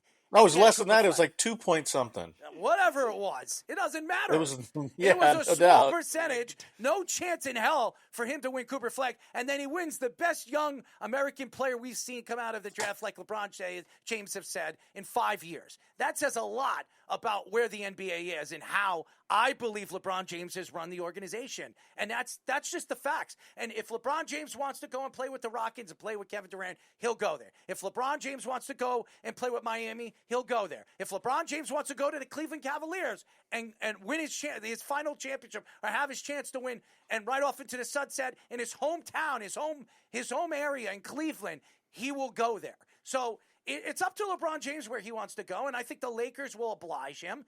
I don't know what the Lakers are going to get much, knowing that he is going to walk away from the game. He is going to leave. But guess what? You land LeBron James, if you're the Cleveland Cavaliers or you're the Houston Rockets, you're almost guaranteed to go to the Western Conference Finals and maybe even make a run to the NBA Finals. That's how good LeBron James still is and what LeBron James could give you as a player on a basketball court. So there's, again, going back to this whole situation with LeBron James and taking the $52.5 million, I only believe he took the money because he's making the most money he's ever made. And number two, I really do believe he has no interest of staying with the Lakers by the trade deadline. I expect LeBron James to ask to be opt out. By the way, another team that would be looking at LeBron James is the Golden State Warriors. Oh, yeah. I could see the Golden State Warriors. If they're playing good basketball and Steph Curry is healthy, that's another guy that LeBron James and Steph has said over the years he would love to play with. So I wouldn't be surprised if he gets traded to the Golden State Warriors with Steve Kerr there. So, and they'll have a chance to win a champion. Could you imagine him, Jimmy Buckets, and Steph Curry on a roster? Scary. Oh, God. They're going to steal all the headlines, too. If they don't already. LeBron steals headlines as it is. We talk about the Warriors all the time. Scary. Yeah. The LJA is back, ladies and gentlemen. If Mr. Draymond Green is still there, he'll steal some other headlines, too. It would piss me the F off. Oh, I know. If I watch LeBron James go to Golden State and win a championship with Steph Curry and Jimmy Buckets, I will be pissed the F off. That would be probably just as bad. I would not be 17, happy. Yeah. I am not. Listen, everybody thinks that I'm a LeBron James fan because I think he's the second greatest basketball player of all time. And I do, because he's going to have almost every single record when he walks away from the game. Right. And the longevity to do what he is doing on a basketball court is untouchable. I don't think we'll ever see an NBA player play as long as LeBron James and be as dominant as LeBron James has been over the last 20 years, okay? That's a fact. I don't care what anybody says. You could cut this up and roll it up and throw it wherever you want to throw it. I am not a LeBron James fan.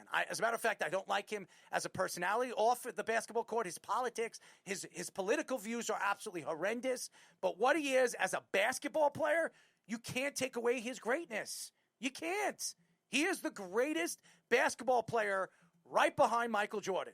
And that includes over Kobe Bryant, Tim Duncan, Kareem Abdul-Jabbar, or Magic Johnson, Larry Bird. This guy is going to go down as the second greatest basketball player of all time.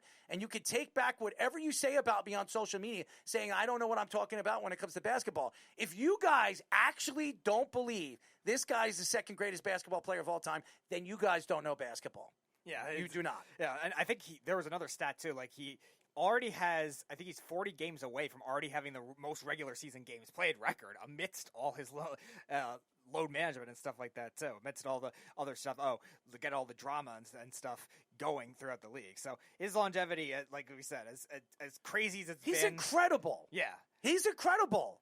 How could you be 40, what is he going to be, 41, 42 years old? I think he's 41 right now. He'll be 42 at the end of the year. He'll be 42 years old. Last year he was 41 years old. He turned 41. He was averaging 24, 8, and 7. 24, 8, and 7. His career numbers are at 28 or 29, 8, and 7. This guy's longevity at the top of his game will be unmatched forever. Nobody's going to touch this. And as much as you think I have a love fest for him, I can't stand the man.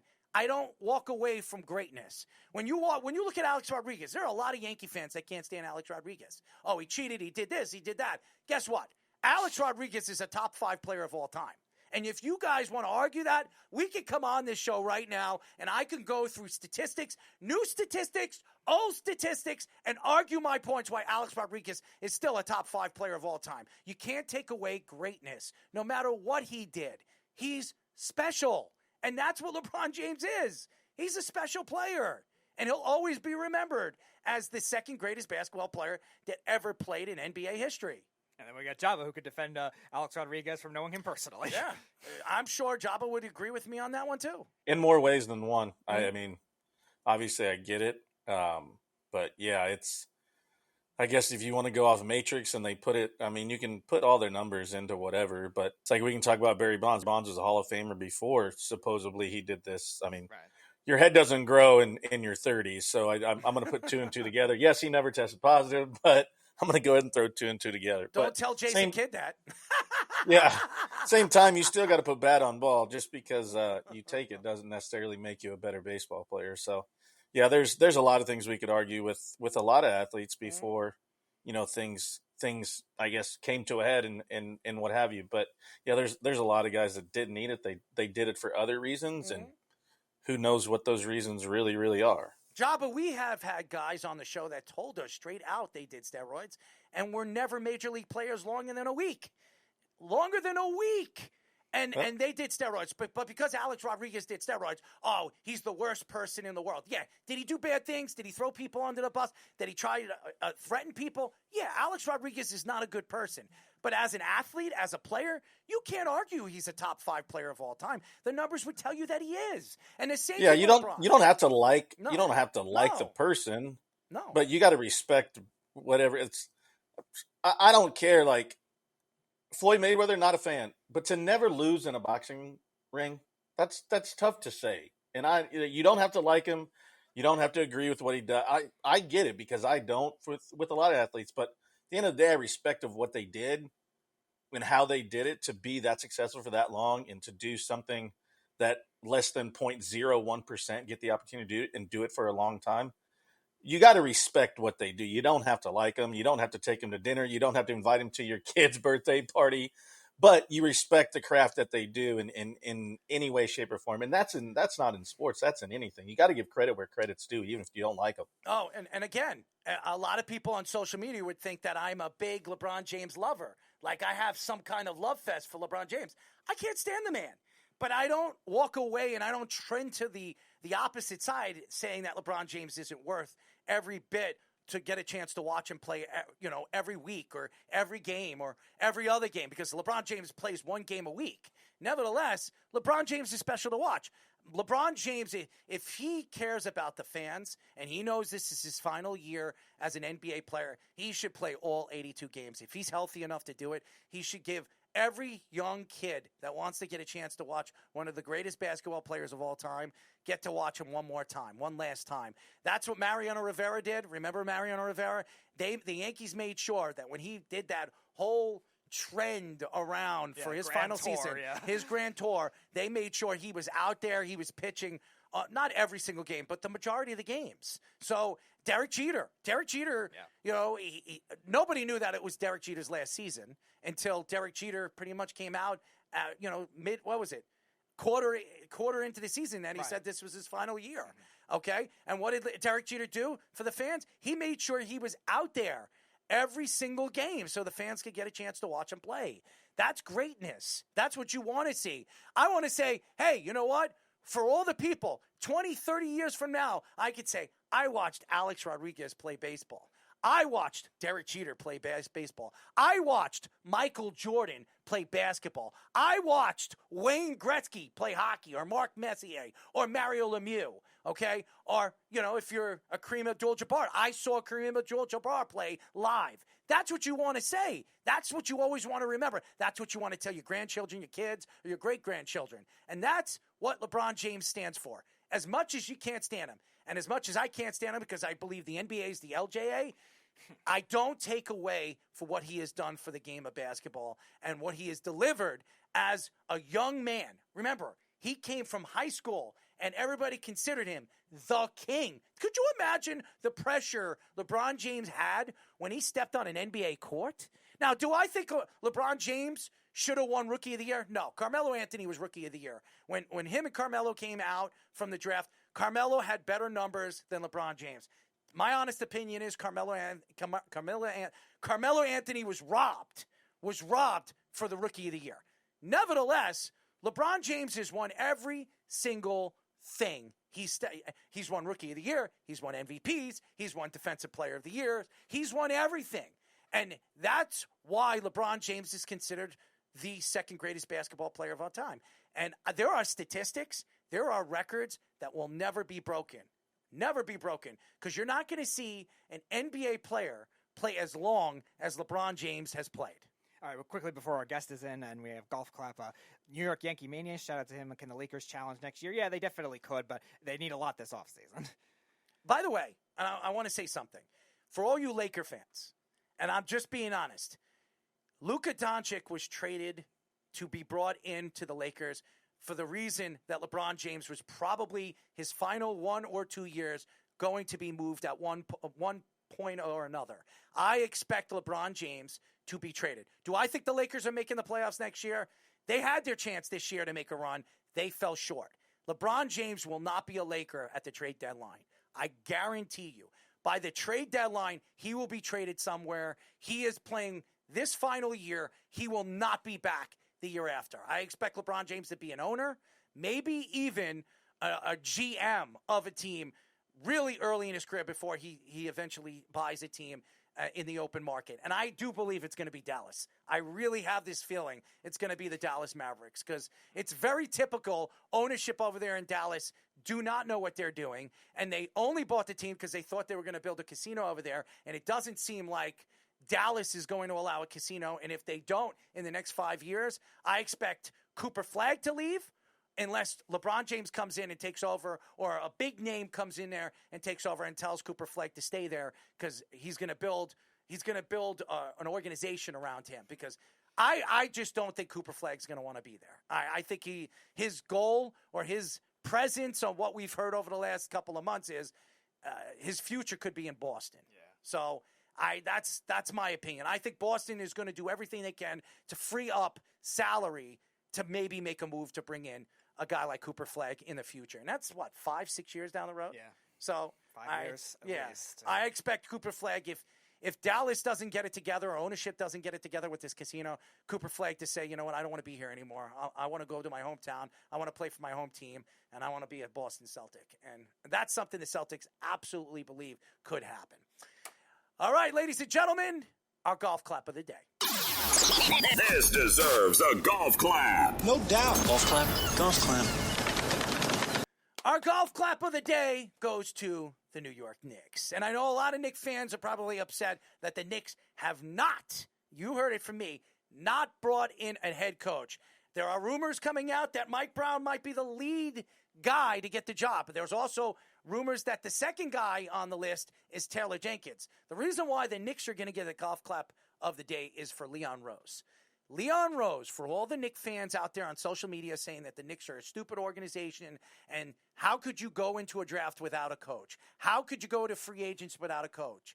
Well, this is why the Knicks went into free agency without a coach. Because Leon Rose, everything he's touched turned to gold. He brought in Jalen Brunson. He paid Jalen Brunson $58 million as a free agent. And look what Jalen Brunson has become. He's become Mr. Clutch for the New York Knicks and the Knicks' first captain since Carmelo Anthony. What did the Knicks do after that? Well, they made trades, trading R.J. Barrett. They brought in a guy like OG Anunoby. OG Anunoby is one of the best defensive players, perimeter wing defenders in the NBA. You bring in Mikal Bridges. You bring in Karl Anthony Towns. You decided to move players and give Miles McBride a big contract, a 3-year contract for a bench player after trading Quentin Grimes and absolutely slam dunked that move. Bringing in Mitchell Robinson and paying Mitchell Robinson to a 4-year, $60 million contract where he's underpaid as a center in the league. Everything Leon Rose has done for the New York Knicks has turned to gold. So why judge him on social media? I'm not going to judge him. I think Leon Rose knows what he's doing. And my golf clap of the day goes to Leon Rose and the New York Knicks because the Knicks are not reaching on this coaching search. They're going to make the right decision, and they're going to put themselves in position next year where they're going to make a run for another championship. So my golf clap of the day goes to Leon Rose and the New York Knicks. When we come back, ladies and gentlemen, he's back. Ladies and gentlemen, Joba has never interviewed him on this show, and now it's no longer the Sports Lab Mouth. It's called Joba in the Mouth, and when we come back, we're going to have former Orioles, Blue Jays, and Yankees pitcher Josh Towers on with us here on the Worldwide Sports Radio Network. Any questions? What is this? We're back. This is the Joba and the Mouth Show. Fish is not a panty dropper. I want you for breakfast, lunch, and dinner. I need a blow pop. Carl plays with himself. Doo-doo. Joba. Joba. 631-672-3108 is the number to call. You're listening to Joba and the Mouth. I'm your host, Errol Marks, my co-host, Joba Chamberlain and the Speedster Speedy Petey. Go to our website at www.worldwidesportsradio.com. Check out all our shows throughout the week, including Joba in the Mouth every single Mondays and Thursdays at 7:30 p.m. All you have to do to tune in and check out our local listings for all our shows is go to our website at www.worldwidesportsradio.com. Before we get our guest in, our show is brought to you by Ice Shaker. Ladies and gentlemen, go get your Ice Shaker by going to www.iceshaker.com and shop all their official licensed collections from Star Wars to Marvel and so much more. Enjoy free shipping when you spend $50 or more. Go to iceshaker.com to check out all their great products and deals. And ladies and gentlemen, if you go to Ice Shaker right now and you spend over $50, you get free shipping. And if you want your Josh Towers New York Yankee Ice Shaker with his mug on the back of it, ladies and gentlemen, you got to go to iceshaker.com and tell them, well, I don't know if his head's going to fit on it, but hey, if it can, it will happen. Ladies and gentlemen, you can get his glasses. You can get anything you want, from Detroit to the Mets to the Yankees to even, yes, Ohtani and the Dodgers. And hopefully he's not making any bets to selling his Ice Shaker, ladies and gentlemen. Go to iceshaker.com and get your very own Ice Shaker. There you go, ladies and gentlemen. I saw Josh. He was like, he was hiding, and he appears, he reappears. He's like a magician, ladies and gentlemen. And now, ladies and gentlemen, he's been on our show 4 or 5 times. He's a great personality. He's doing so many things in the world of sports, podcasts. He's been on iHeartRadio. He's been all over the place, including sports betting. We're now talking to former Orioles, Blue Jays, and Yankees pitcher Josh Towers. Josh, what's up, buddy? Listen, man, I love those photos, by the way. Is it because no you're pretty? golf clap of the day for me? What's going on with that? No, well, that had something to do with it. You want me to give you a golf clap? You want to interview for the Knicks head coaching job? Do you want me to give you a golf clap? Do you want me to give you a golf clap? No, it's good. It's too late now. Hey, Speedy, they changed the name of the show and you don't even get none. Java gets it? What's that about? What? How does Java take precedence over you? Well, hold on 1 second. Hey, he's in the logo. He's in the logo. There you go. He's hanging from his underwear. Yeah, I was hanging for my underwear for the last 4 years. Wow, actually, Messed up, dude. He shows up and now you're just kicked to the curb again. Messed up. Let me tell you my underwear something. won't fit on the curb. Speedy is just as big a star as any of us on this show. Let me tell you something. Nobody pushed him to the curb. He's still that producer / co-host of this show, and he's a great personality. Speaking of co-host and being a great personality, that goes to you, my friend, because we know the whole background behind you. Before we get into our conversation about what's going on in the MLB, what's going on with your nephew? I mean, he was playing baseball, right? What's going on with him? My son? Your son and your nephew. Isn't it your cousin or his cousin or your nephew? Somebody else was playing college ball. It wasn't just your son. No, just my boys. Like I have my son and then my adopted son. They Your both adopted playing son. college There it is. ball. Yeah, no, he's done. I think just laziness on his part, to be honest with you. My son actually just had Tommy John, unfortunately. Yeah, you were saying that, yeah. Which sucks, yeah, because he was going to be drafted pretty high, like top 3 rounds, and then Tommy John. But so we'll see what happens. Now he's going to be that senior kid that hopes to sign, but just bad timing. I mean, his fall was awesome, like 9 innings, no hits, no walks, 15 punchies, just doing well, right? And then this thing shows up out of nowhere, which is unfortunate. But when he got hurt, it was January. The doctor read the MRI wrong, so we just found out like in May that it actually is torn. And somebody with the team, one of the trainers or something, told him, he goes, yeah, dude, I thought it was torn the whole time. Like, I knew it was torn. And Ryan said, why didn't you say anything? He goes, I wasn't allowed to. So even though the doctor read it wrong and whoever else, he's like, I wasn't allowed to say anything. And I was like, bro, we lost 3 months. Like, it's not the full Tommy John. This is like 8 or 9 months. I don't know what that is. But, like, we lost 3 months of rehab time, bro. That's a big deal when you're trying to play college baseball. So hopefully it works out. We'll see what happens. Josh, the New York Yankees and Aaron Judge was breaking records. He was doing things that we've never seen a player do since Ted Williams. I mean, he was unbelievable for the first 2.5 months of the season. And Barry then Bonds did everything. And then in the month of June, he's been batting 267. He only has 7 home runs. He's in kind of a slump right now, but he's still batting 354. He has 30 home runs, 67 RBIs. He's on pace to hit about 60, 65, 66 home runs this season, and still over 130, 140 RBIs. If he stays healthy, does he win the Triple Crown? I mean, he's always in the running now. I mean, you don't have to hit but 300 to win the batting title these days, so that's not that hard. He's always going to be in the league in home runs and RBIs because of where he hits and the power that he has. So I mean, I don't see why he's not always going to be in the talk.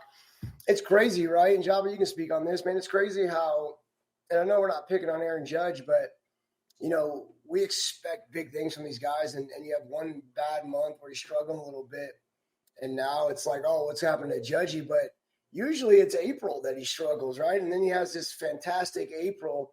You know how hard it is to be lights out for 6 straight months? It's so hard, right? And so for this to be a bad month for him, and it's still those numbers, like, it just shows you how good this kid is, man. He starts slow, and it kind of to see the way he's managed and how he continues to get better, because we've seen how there's been like, his strike zone discipline. Now we've seen how it's gotten better. His chase rate has gotten better, and how he just keeps getting better. And he's going to be in the conversation, especially too. You got to look at it now.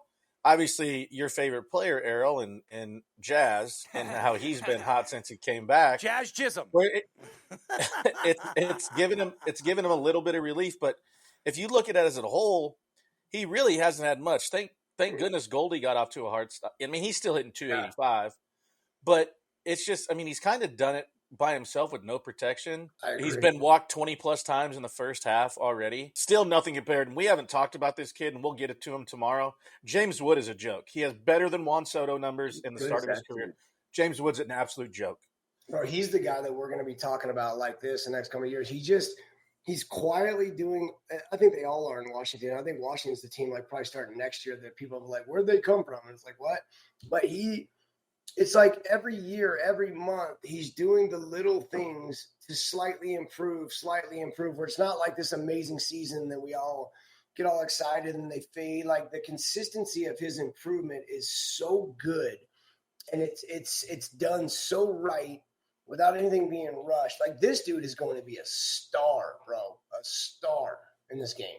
And I seen it with the way Judge is, like, struggles. Mm-hmm. And he's always had those stupid, like, the toe running into the fence and getting hit by a ball. Like, that's just dumb luck, which sucks. But I think the way he's gotten better, and he continues to get better, and especially with really nobody around him being able to protect him, he's going to be in the conversation every year. I mean, that's just the long and short. Well, if you look at him right now, he's first in batting average, 358. He is second in home runs right now in the league with 30 to Raleigh's 33. Raleigh's not going to, like, I love what Raleigh's doing, and cut you off real quick, brother. Yeah. Mm-hmm.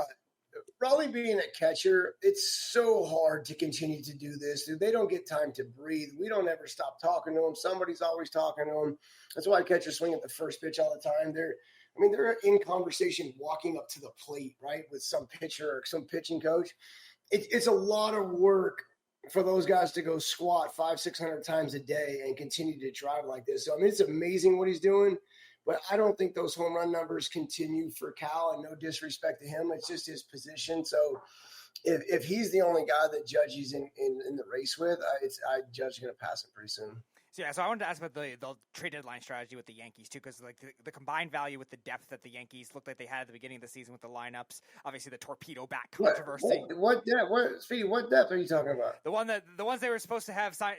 Obviously Goldschmidt's been great. Cody Bellinger they make the trade for, and we're expecting a bigger step with Anthony Volpe, and that hasn't really been there either. Who was you? Volpe, like, I know, Job. Yankee fans gonna hate me. He's not good. The guy's not good. So but people are down because his swing's long and slow. How about fix your swing? He's not that good, man. It's just this overrated hype coming out of the minor leagues. That's my opinion. But think about it. Everybody wants to say he sucks, does this. He has over 1,600 at-bats in the big leagues. He's a career 228 hitter. We're not talking about 300 at-bats. What are we talking about? That's what I feel about Soto. Like, look at the last 3 or 4 years. The last 4 years, he's like a 268 hitter. He had that amazing second year. He's had some good power numbers, especially at Yankee Stadium. But it's like, let's be honest about facts here. I mean, again, now once the hype of the bat thing he got is gone, he's back to being a 220 hitter or whatever. Let's face reality with this, man. Yeah, so what would you do at the deadline, like approaching with the lineup? Like, obviously they might need pitching, but again, they have had top guys. They have had top guys too that have done well. They always need pitching, man. I mean, look at the Mets, right?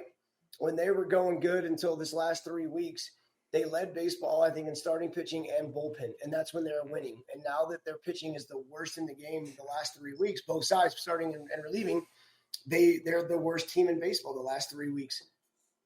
And so you always need pitching. So whether you go back, I mean, are you really going to trust him? Weaver pitched in the 7th inning today.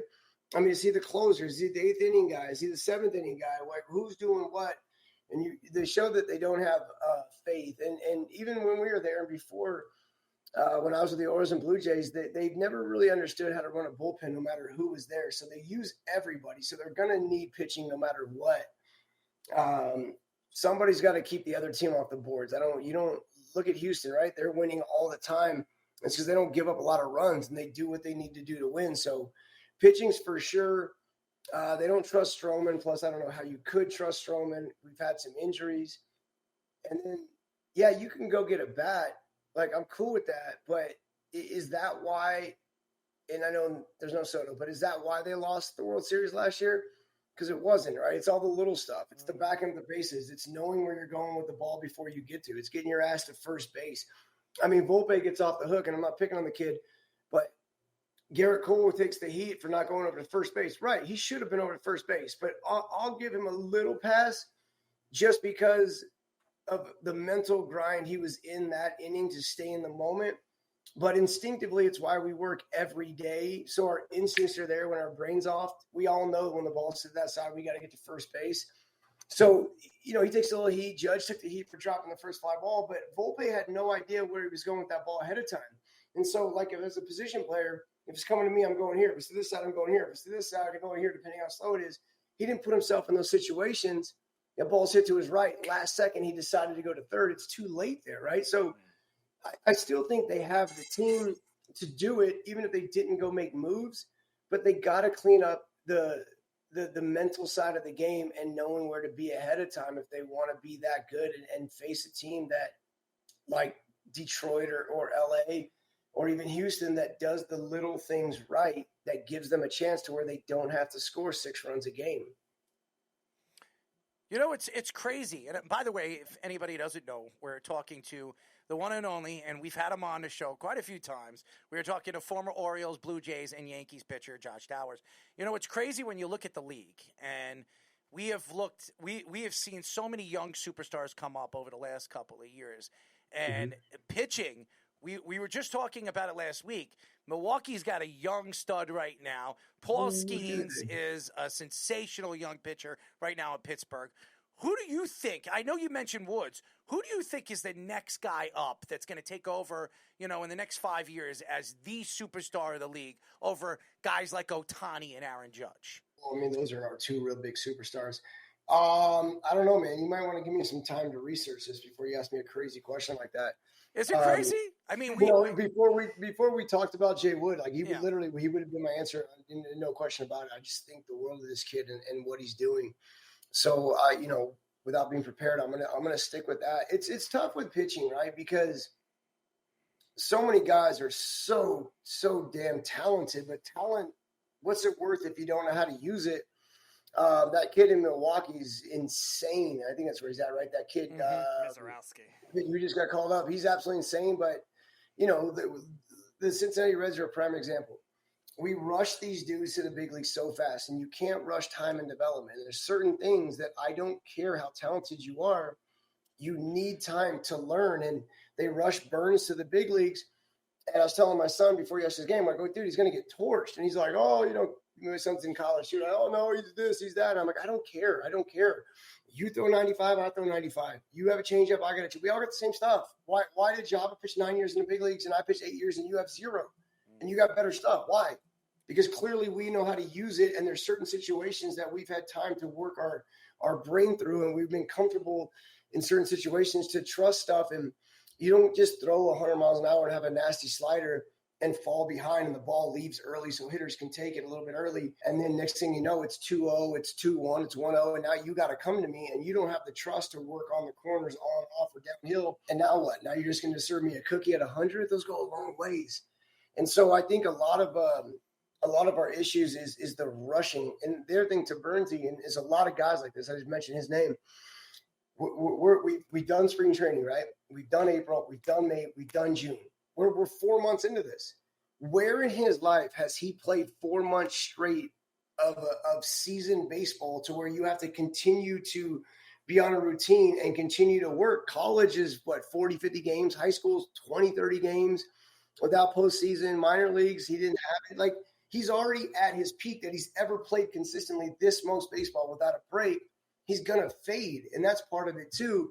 So we have young guys all over the place that are beasts, and we have more young arms that are freaks than ever before. Don't forget spring training too, Josh. As I said, spring training, it's the first part. Yeah, with the 45 days of camp that people don't realize, and so now you're at your peak, and you still got 3 months of baseball left. It's not that easy, man. And so we have all these kids, and we're rushing them to the big leagues. Look at Dylan Cruz. What are we doing? Look at what they did with Torkelson. Luckily, he's slowly starting to figure it out. Look at Vaughn in the White Sox. Like, all these guys should be stars, but we rushed the development of every time you do good for a month or two or a week or two, we promote you. Then we promote you. Then we promote you. Guess what happens when you get to the big leagues? There's no more promoting. Now let's do it again tomorrow. Guess what? Do it again tomorrow. Guess what? Do it again tomorrow and be good. Guess what? Do it again tomorrow. And that's how it doesn't ever end. And we don't know how to do that. And so these guys don't know how to work through success and then maintain it and improve along the way. And then the first sign of failure, they've never faced it, so they don't know how to handle that. We've taken that away in the development aspect.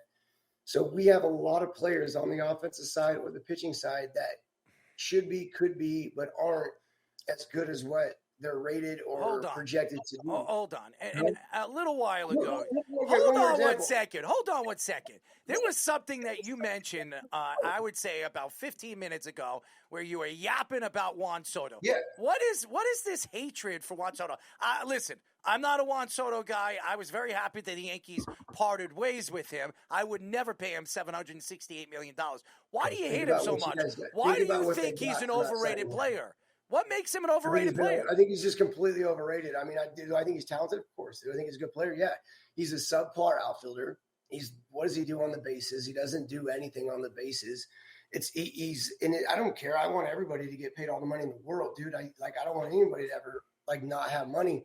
So I root for that. But bro, you give him all this money and you act like he's Aaron Judge. You act like he's Barry Bonds. He's not. He's a 260 something, 270 hitter who doesn't do well with the glove. And there's a million guys in baseball with his stats. Like, we have a million guys in our generation who have the stats. You don't even know their names because they were average stats for us. And so, I just think it's so overrated. Part of it is, and maybe Soto's the guy that I'm picking on with this. Part of it is we make you believe that is elite. We make you believe that those numbers are elite, that that's what it takes to be elite, when to me that's average, right? And so I think we're teaching the next generation and this current generation that you don't have to be very good for us to consider great. And if that's setting the bar for greatness, then our future doesn't look very bright. He's not as good to me as what people think he is. And I don't even think it's debatable. I agree with you in part of it. The game has changed. You don't have to, like you said earlier, you hit 300, you're going to be in the conversation for the batting title. And I think that's where it's changed. I mean, if you look at his last 5 years, it's 230, 246, 236, 275, 288, and 258. So nothing to write home about where, 10 years ago, we're having a whole different story about this. I mean, obviously his on-base percentage, he's a below average outfielder. We're not, and it's not like we're talking shit. We're saying what it is. And I think because the game has changed in certain directions and certain dynamics of how people are portrayed, where now it's so analytical, and his WAR plus and his on-base percentage weren't quantified to the extreme that they are now to show the ability of the type of player that they really are. I wouldn't say he's overhyped by any means, I think obviously his plate discipline, he's going to get on base. He's going to hit you 265, 270, somewhere in there. He's going to play an average at best outfield. And I think there's certain things, and it's my son's. Do we forget what he did in the playoffs last year? Do we forget what he's done in the playoffs before? This guy is a career over 300 hitter in the playoffs, and that's where you get your money. That's where you get paid. Did you see what he did against Cleveland? In the American League Championship? He's a career 281 hitter. Get your facts right. It doesn't matter if he's a career 281. You said 300. Whatever. It doesn't really matter. It takes a team to get to the playoffs. It takes a team to win it. Yeah, okay, so he had a good couple weeks of the playoffs. He was the reason why the Yankees went to the World Series, was he not? Was he the one that hit that home run that put the Yankees in the World Series? Was there somebody on base? What do you mean, was there somebody on base? Was there somebody on base? I guess there was. I don't remember. I just remember the shot. I remember his home run winning the game. But for his teammates getting on base and giving him the opportunity, does he get a chance to be that hero? Anybody can be good for 2 weeks, right? A good time to be good for sure in the postseason. But like I said, I mean, I don't know, man. I just need more consistency if we're going to put him as the top 3, 4, 5 guy in the game and pay him like he's the best player in the game. And it's and that's the thing about Yankee fans, or Mets fans. What are we crying about? He is doing right now what he's done his whole career outside of his second year in baseball. And let's go back and look at that team and talk about who am I going to pitch to when you have that loaded team. And I got this kid coming up in his second year. Guess what? You're getting all fastballs down the middle. I don't have time to waste time with you, Soto, when I got all those other guys, right? So he's going to get more pitches to hit anyways. But I don't know, man. I don't know. I just to say that he's on that level, I completely disagree. Now, does he have a lot of great qualities and a lot of things that he can do? For sure. And can he go out there potentially and hit 350 with 40? Yeah, no, I think he's very capable. Will he do it? No, he's never done it. I don't know. I think it's I don't know. I don't think he shouldn't be in the conversation. And for the Mets fans to snivel about anything, he's doing exactly what he's always done. So you're getting what you thought you were getting, outside of we overly hyped him to make you guys think that he's doing what Aaron Judge is doing, and he's not that. He's not Ohtani. And so be happy. But like it adds depth, it adds protection. Pete Alonso definitely benefited the first half for it. But now I don't even know how to put this in, but they're winning because their pitching was amazing, both starting and relieving. Offense has not been good all year. Now, all of a sudden, the pitching's dead. Soto's unconscious right now, and they're losing more games than ever. So how does that tie to helping that team win? Yeah, so I wanted to ask about another team that spent a lot of money this offseason, the Dodgers with the deferred money, that whole controversy. Obviously, Ohtani got the $600 million in the deferred money, and then they just kept it going. Do you think that's something that should be changed across baseball? Is it a problem for it, or is it just the Dodgers being like that crazy? No, it's something we've done for decades. Everybody's done this. We've always done it. Frank Thomas did this. Frank Thomas did for like $30 million, which is a ton of money back then when you're signing. Hey, today's Bobby Bonilla Day. Oh, yeah, Bobby Bonilla Day. But like everybody deferred money. This is not new at all by any means. It just got highlighted because the Dodgers are doing it, but then the Dodgers are signing a lot of guys and everybody's getting pissed at the Dodgers for signing all these guys. So then we're looking at things to bang them for. But no, deferred money is nothing new in our game. It's been going on for decades. It's smart by players, by the way, super smart, especially when you can make $20 million a season just to see if we like the guy. I mean, that's after $20 million, you're sitting pretty good for the rest of your life. So for players to defer money, I just think it's brilliant. I mean, look at Ohtani, look at Max Scherzer. As soon as they retire for the next 15 years, 20 years, they're going to have 20, 30 million coming in a season. Like, it's beautiful. It's brilliant by those guys. Playing with Max and getting to know Max, I played against him in college and obviously played with him in the big leagues. But yeah, he was like, I'll take less money. I don't need to get paid much. I think he got a $50 million bonus, and he's like, you could pay me $10 million a year. I don't care. And he deferred it for like, I think 12 years. And he's like, I don't need to get paid $50 million a year. There's other people that look at it this way too, where it's like the faster I get it, the faster I invest it. But then if I can't live off $12 million after I'm done, I still invested that. I didn't spend it. Right. And now I get to sit at home, sit at the crib with the kids, play. And next thing you know, I get a check. I'll just use Bobby Bonilla Day. Oh, here's a 7-figure check. Now they're 8-figure checks. Eight figures, bro. He's got like deferred money from like 3 different teams coming. Like I use him as an example that we're talking. What's funny, I use him as an example today. I'm like, Max Scherzer has just had those brilliant contracts of all time for what he's done for his future. But, some people blow their money. Some people are very good with their money, so it works both ways. But you get a lot of money at once, and then money stops coming in. And in the middle of it, depending on how smart you are, you don't look at price tags. You just go spend. We fight over thousands of dollars of dinner. I got it. We're all fighting and stuff, and it's like it's no big deal. And then one day it stops. And if you hadn't made a ton of money, it becomes a little bit different place for you. So when you make a ton, it's okay. But to now live off potentially less money, right? Still a lot of money. And then to have that money coming in every year for years and years and years after retire, like it gets to a point where you've done it all, spent it all, and now you start to budget and become a lot smarter with what you want to do. And I just think like Musina. Moose was the only dude, Job, and I don't know if you ever heard of this before. I don't know why we didn't do this. But Moose was the only dude who got paid over 365. All of us got paid over 6 months. Moose got paid over 365, which I thought was brilliant because then it makes you learn how to structure and budget money a lot better.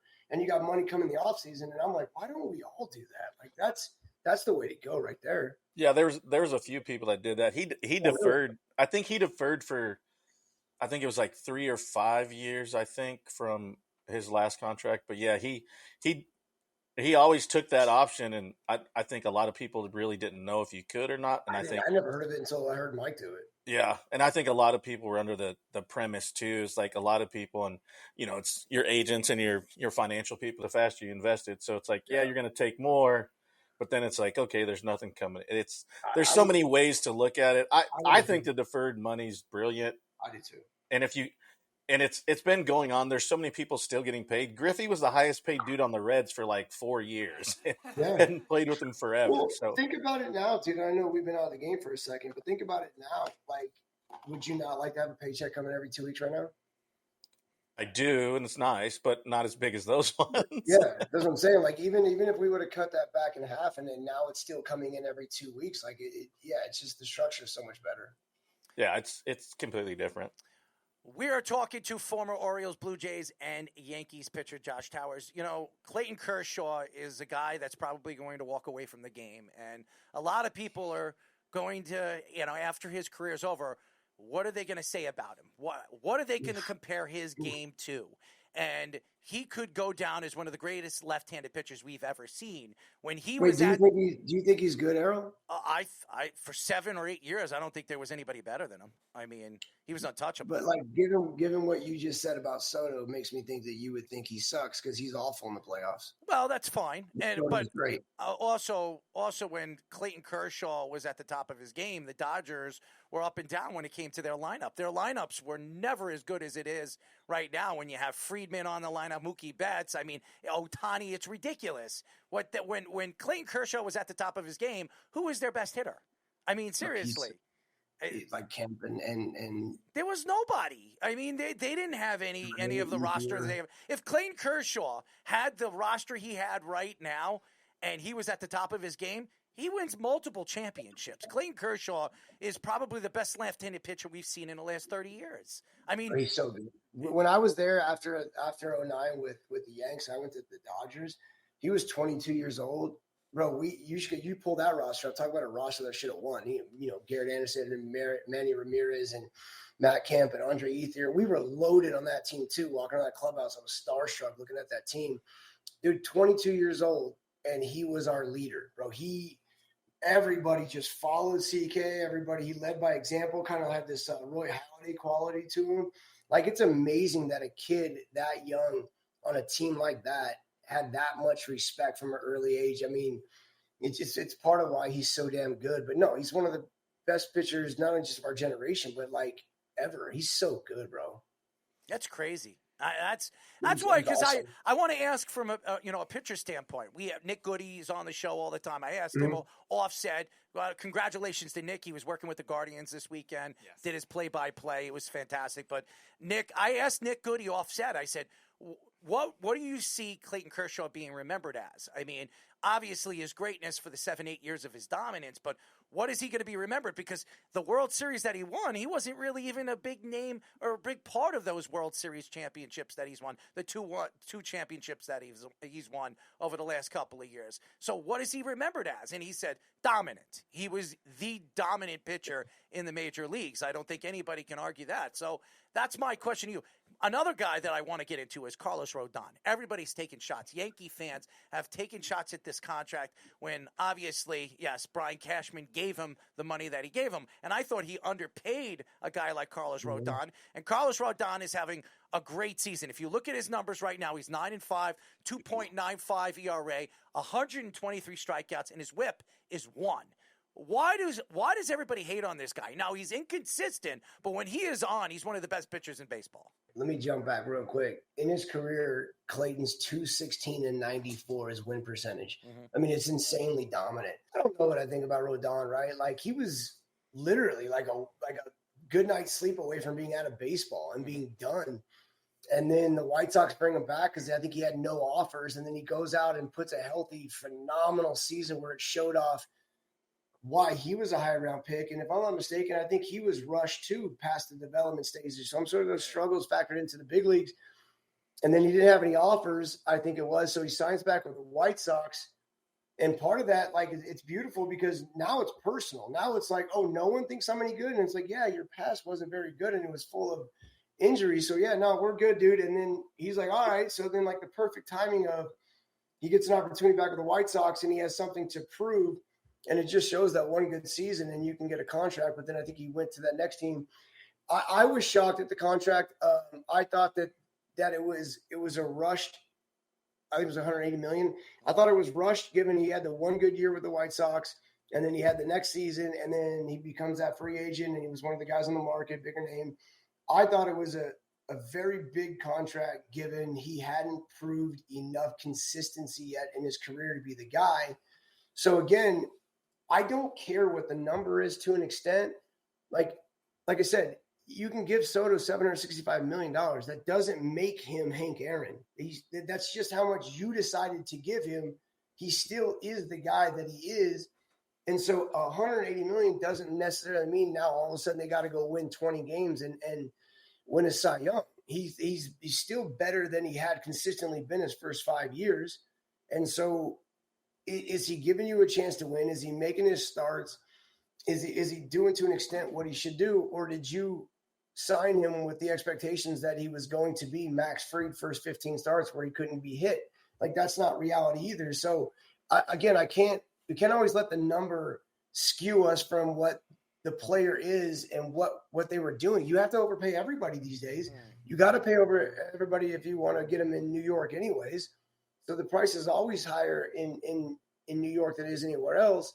You need depth. And so, look, we lost Garrett Cole. We got hurt. Like, we're not invincible, and you can never have enough pitchers. The Dodgers have the worst throwing program. Whoever's running that needs to be fired 30 times.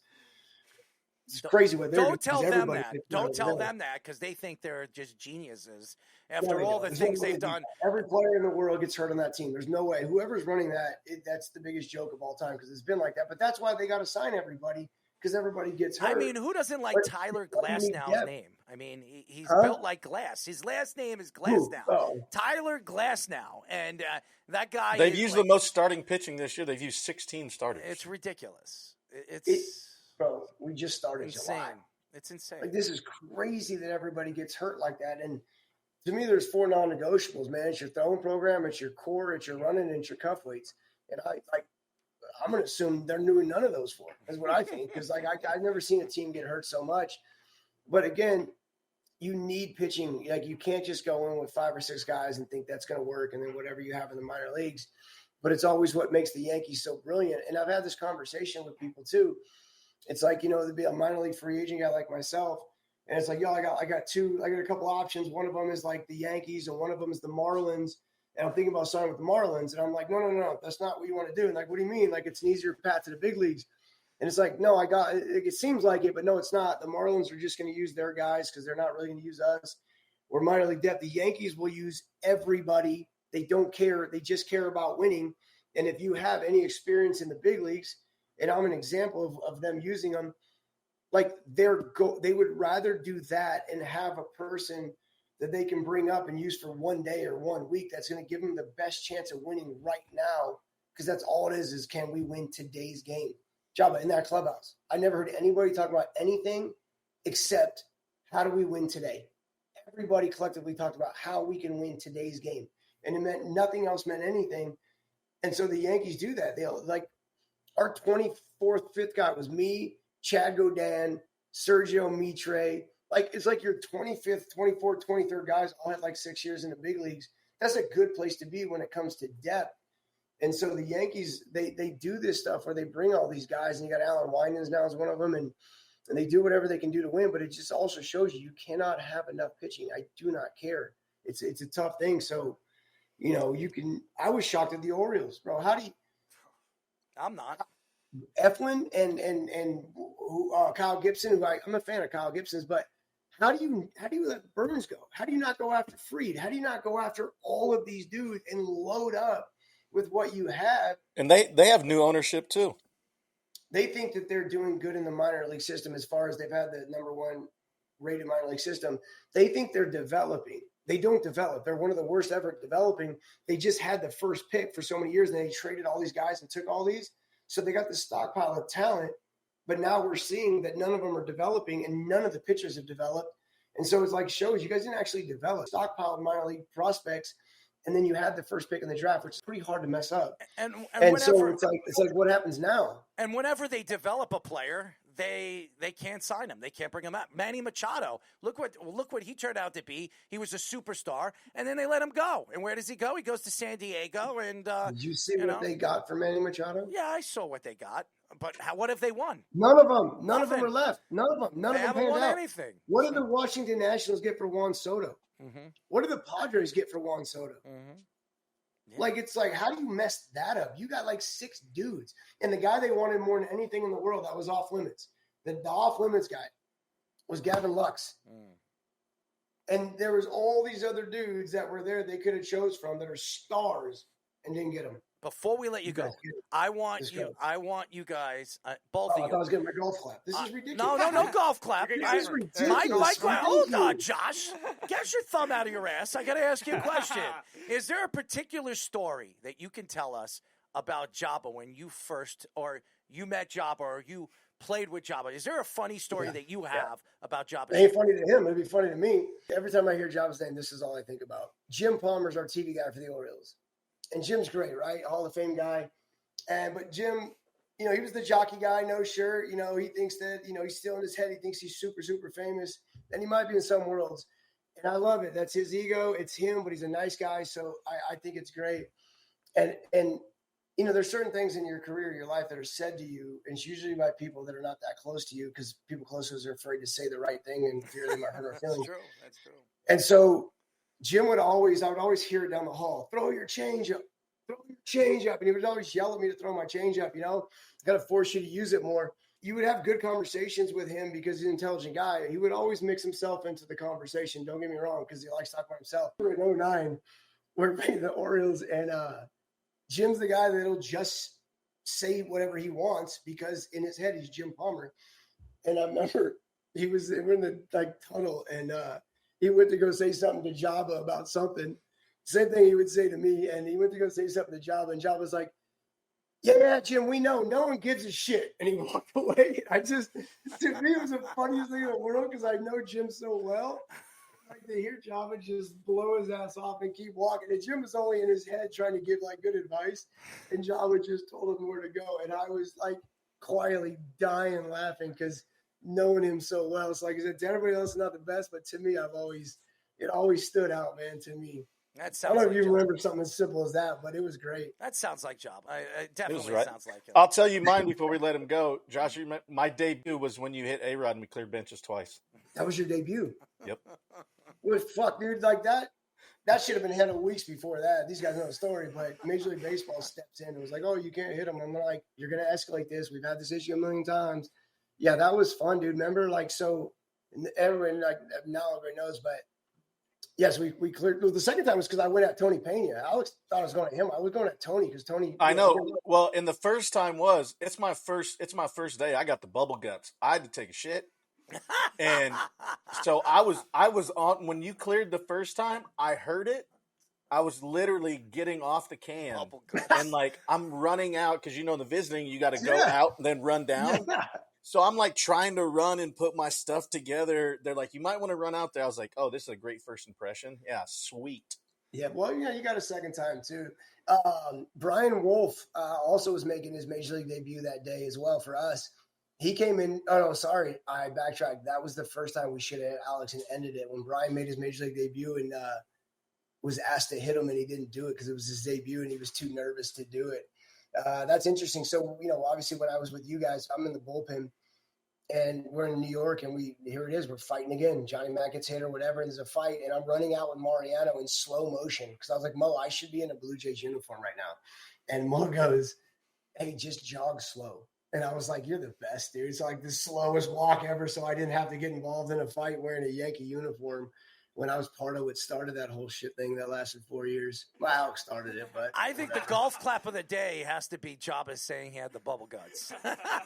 Well, those nerves are like, you can't duplicate those feelings anywhere else in the world. I don't care, man. Like this is something that just takes over, and that's what I'm saying about all this rush stuff, rushing these guys to the big leagues. We're putting them in a situation you don't realize what you're feeling and how long it takes to calm that down and be able to do your job when you're feeling something you've never felt before, because there's nothing else that gets to it. And now you got to figure out how to get rid of all this adrenaline and look at yourself as an equal and not look at, holy shit, that's Derek Jeter, and look at, oh, there's a hole here and a hole here, and he does this in this count. He likes to do this in this. Dude, it takes a long time, man. Those nerves are real. Well, I'll tell you what. My golf clap of the day goes to you for joining us. For joining us, okay? Josh, we love you. We do. We love you, man. We love what you do. You do so many great things. Reach out to your son. Tell your son we love him and keep up the good work. I'm looking forward to seeing him, get back into, baseball and pitching and getting to the East show. Carolina. He'll be there. He was there on that team, and they're a good program, so he'll be there. Maybe we'll link your son and Joba's son together. How about that? Now, where's he at? What's going on with that? He's a sophomore. He's at Hutch right now. Oh, nice. Okay. Yeah, he was a two-way and then wanted to figure it out, and then so he just got a PRP in his elbow. So we've had that done too. Yeah. Does he throw fuzz? He's like 90, 94. Jesus, so he throws fuzz. So they're about the same. Yeah. Nice. Yeah, he's 6'5", 210. It's a beautiful frame. And the last name. How about Joba? Did you think he had a beautiful frame? Wide. That's all right. As long as you're hiding the ball and it sneaks up on him, we're good. Joba is a freaking beast. Could you imagine Josh Towers? He's in a dugout, goes up to Joba and says, "Man, you got a beautiful frame." I've heard worse. Trust me. Josh, we love you, man. We love you. All right, boys. I love you. Thank you. Absolutely. Josh, good to see you, Josh. Beautiful frame. I love Josh. You know why? Because his personality. He's just very, very funny. He's very fluent, and he doesn't give a crap. He will say whatever he wants to say. He's just like Joba. No wonder why they click. I mean, when it came back and the bubble, what do we call it? Bubble guts? Bubble guts? Joba, I expect that to be the most used soundbite of yours next week. Man, those things are real, man. Bubble guts, beautiful frame. I'm sorry. Beautiful frame. I'm sorry. That was funny when he said, "Oh, beautiful frame." Joba, we'll have to definitely get Fish to make a graphic. What is the most beautiful frame for you? I said wide. UFC 317 featured 2 main event championship fights, both ending in under 3 minutes. In the flyweight championship fight, Alexander Pantoja defended his title by beating Kai Kara Francois. with a rear naked chokehold. By the way, fantastic finish. When you get a chance to watch somebody put a rear naked chokehold, it's really, in mixed martial arts now, it's almost impossible. You don't see that anymore. Despite being ranked number 9 in the UFC rankings, Pantoja said he is no doubt a top 4 fighter in the UFC after that win. The lightweight championship match, Ilia Topuria knocked out Charles Oliveira, which, by the way, was one of the most unbelievable knockouts I've seen in a long time. Just in 2 minutes and 27 seconds into the fight. And by the way, before the fight, he actually told everybody he predicted he was going to knock him out in the first round, which is unbelievable. So that by itself is a crazy, crazy story. So Ilia became one of just 10 UFC fighters ever to win a championship belt in 2 different weight classes. After becoming champion, Ilia is likely to fight Arman Tsarukyan and Justin Gaethje, or maybe even Paddy Pimblett, to defend his title. And Ilia says he would like to fight Paddy. I would love to see Ilia and Paddy fight. I think that's he doesn't the fight. deserve a fight right now. Who? Paddy? No, he just sells fights. He doesn't. He's number 8. You don't give an 8th-ranked guy against him. Yeah, but that's only person in 2 weight classes to be undefeated. No chance. Say that about Conor McGregor. And when it comes to putting, I get it. I understand. He's 2.0. First of all, I think Topuria right now is the number 1 ranking fighter right now in the UFC. I think now, after knocking Charles Oliveira was in the top 5, top 6, even with some of the latest losses that Oliveira has had. Oliveira has been one of the top 5 fighters the UFC has had in a very long time. And a knockout fighter, a mixed martial artist can take you down, wrestling, jiu-jitsu, black belt. I mean, Charles Oliveira is a great fighter, but the way Ilia just knocked him out the way he did with 2 minutes and 27 seconds into the fight was just absolutely incredible. And it says a lot. He's going to stay in. And being that he has dominated his weight class, does he move up in weight class? Does he move up maybe two classes to fight against better competition? Obviously he's in a weight class right now that he has been really the best fighter in, and maybe he dips to 155, 150. Now that's a lot of weight. I think right now he would have to dip. What is it? 15 pounds? I'm not quite sure. Let's get Jake in here because Jake is the big UFC guy, and. Yep. I know Jake has followed a lot of UFC fights, and I'm sure he watched this card, 317. I watched bits and pieces. I watched the final fight. I watched bits and pieces of the rear naked chokehold, which you don't see in the By the UFC way, anymore. Did you not see the best fight of the night? What are you talking about? Which one? Which one is that? Joshua Van and Brandon Royval. Oh, with the I was going to say Joba. Thank you for that. Brandon Royval and Joshua Vaughn was. Honestly, it was probably fight of the night. I know Ilia's knockout of Charles was fantastic. They won fight of the night. Yeah, and Alexandre Pantoja against Kaikar France. Like Pantoja put on a fantastic performance as well. But that fight, Brandon Royval and Joshua Vaughn was so good. They didn't stop. No, I was exhausted, and they were just taking licks too, and it was nonstop. Yeah. It was so fun to watch. I just watched. I didn't watch the. I only watched the final 2 fights of the main card. I didn't watch the whole card, the whole 5-fight card.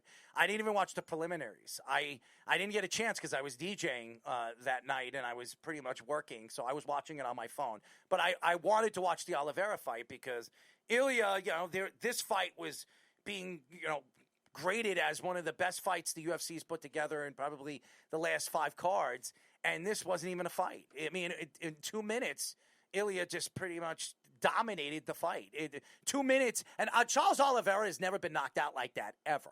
I've never seen Charles Oliveira just completely get his ass knocked out the way he did. So it was incredible. That was an incredible show of just dominating and why he's probably the best pound-for-pound fighter right now the UFC has. I mean, who's better than him right now? Who's better than him? No, he is number 1 right now. No, yeah, rightfully so. And you're definitely right, Errol. I think, that's what was so crazy about it. It's like Charles Oliveira has been taken down before, but never like that. Just absolutely slept.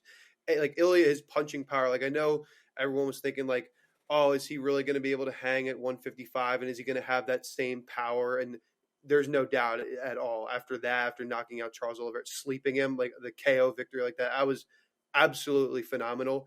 And I know you said you didn't watch this fight, but I just got to show you this clip really quick. The ending of this of Royval and Vaughn, like this fight was chance to watch the whole card. I'll probably not tonight, but over the weekend I'll get a chance to watch 317. Again, the fight that I wanted to watch Ilya, and I wanted to watch Charles Oliveira is one of my favorite fighters. I've always rooted for Charles because he's such a likable person and so very well respected in the UFC. He doesn't go out there and talk crap. He goes out there and fights. And even when they were doing the weigh-ins, how respectful both of these guys are to one another.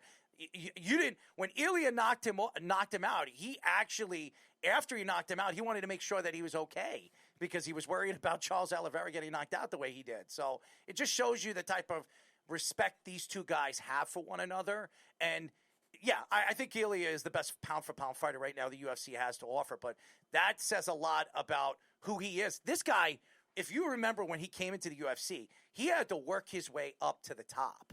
And the UFC never gave him any light move, lightweight all the way to the top. He had to earn his way to the top. When you talk about Conor McGregor, when he came into the UFC, it took maybe 3 or 4 fights before the UFC, and obviously Dana White fell in love with him. And then he was moving up in rankings so fast. This guy, it took him a while to get where he was. And now, he's 27, 28 years old.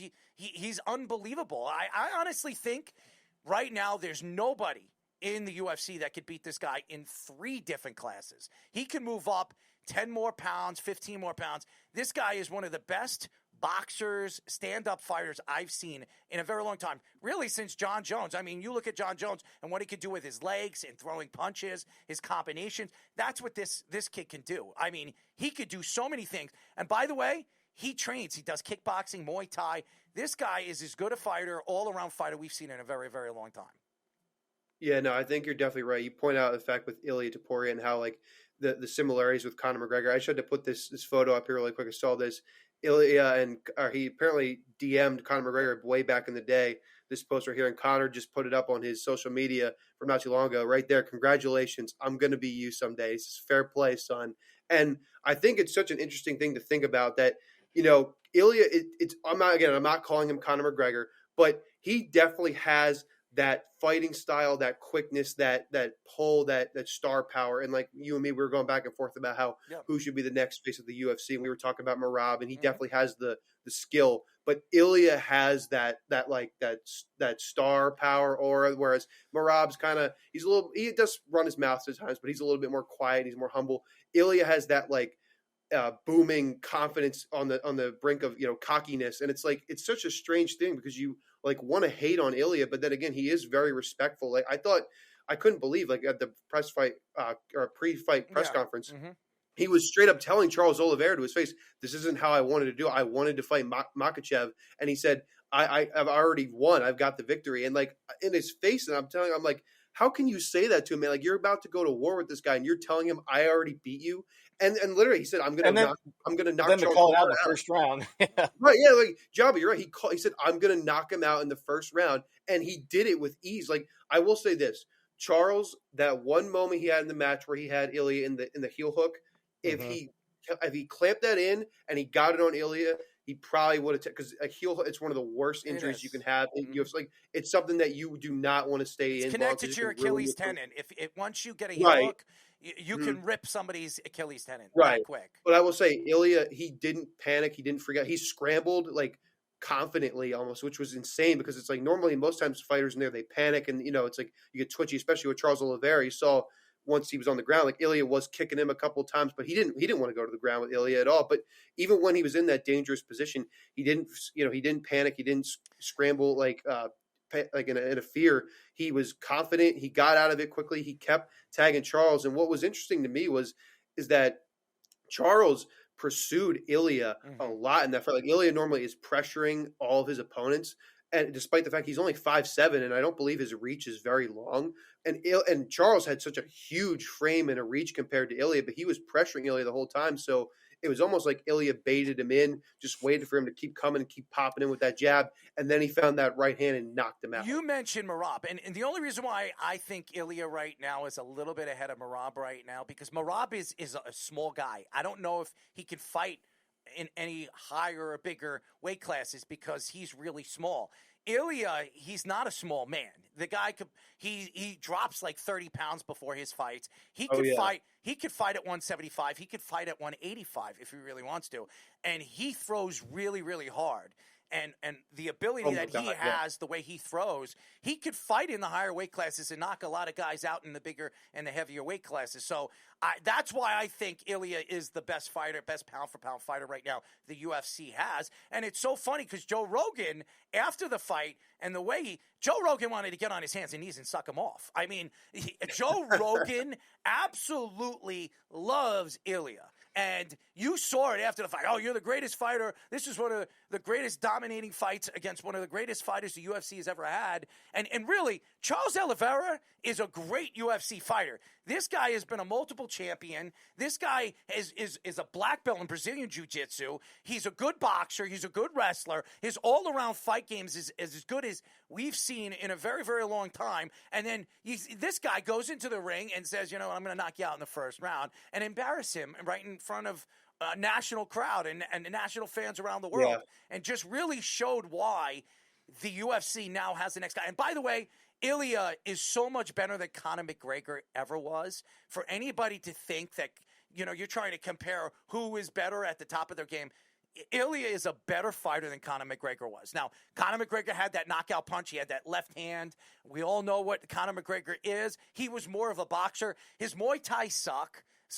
His ground fighting sucked. He had no stamina whatsoever. Ilya has stamina. He's got the ground fighting. He's got the stand-up power. He's got everything. So for anybody to try to compare Ilya to Conor, there's no comparison. Ilya, if he fought Conor McGregor at the top of his game, he knocks Conor McGregor out. I will say I would have loved to see that fight. I think it would be kind of close just because of, if you remember Prime Conor, just how he had that. I understand his stamina was not there, and Ilya was definitely a better ground fighter. We haven't really seen it, though, because Ilya's just been knocking everybody out left and right, but he definitely was a better. Conor was a very, traditional striker, and then, of course, he worked on his boxing when he went to go fight Floyd Money Mayweather and things of that nature. But it would be interesting to see. But, I think I honestly, and maybe this is just recency bias in, but I might have to give it to Ilya because it's his power. Again, and he's fast. Conor was the same way, but Ilya, it's just it's lightning quick, and it just comes out of nowhere, and it doesn't really make sense. And the fact that he moved up to the weight, and it seems like the power is still there. That's what's crazy to me. And I know we talked about, you said he could probably move up another weight class personally, but I think what's going to happen is, depending on whatever happens with Islam Makhachev and Jack Della Maddalena at You're good with the names. I'm not going to lie with you on that. Depending on what happens at welterweight, whether Islam is to win or lose, I think Ilya will probably wait for Islam. Personally, I'm a big Justin Gaethje fan, so I would love to see Justin Gaethje fight Ilia Topuria, because I think Justin Gaethje does have the power to match Topuria, although I am worried about his speed, because I feel like he would be really fast. He drops his hands too much. Gaethje drops his hands too much. I'm not his defense it does scare me a lot of times because he eats a lot of shots, and you can't with Ilya you cannot get tagged over and over again. Ilya also is an amazing. He has an amazing jab. He can throw the jab, and he sets up his punches Ilya, to me, when you look at the context of trying to compare his skill, his stand-up skill to somebody, it would probably be John Jones. That would be the guy. John Jones, obviously bigger and stronger than he was. But what Ilya does so well is his stand-up game, the way he sets up punches, the way he sets up combinations. And then he doesn't need to take you down. He dominates you from the waist up, and he makes sure that you can feel how hard he throws his punches. As a matter of fact, Charles Oliveira at the press conference after the fight, he says, that was the hardest punch I've ever felt in my UFC career. Could you imagine Oliveira coming out and saying that? And he's fought some of the best fighters the UFC's ever had. And he said, that was one of the hardest punches I've ever felt in my career. That says a lot about the power Ilya has and what he can do to people. It doesn't matter what weight class.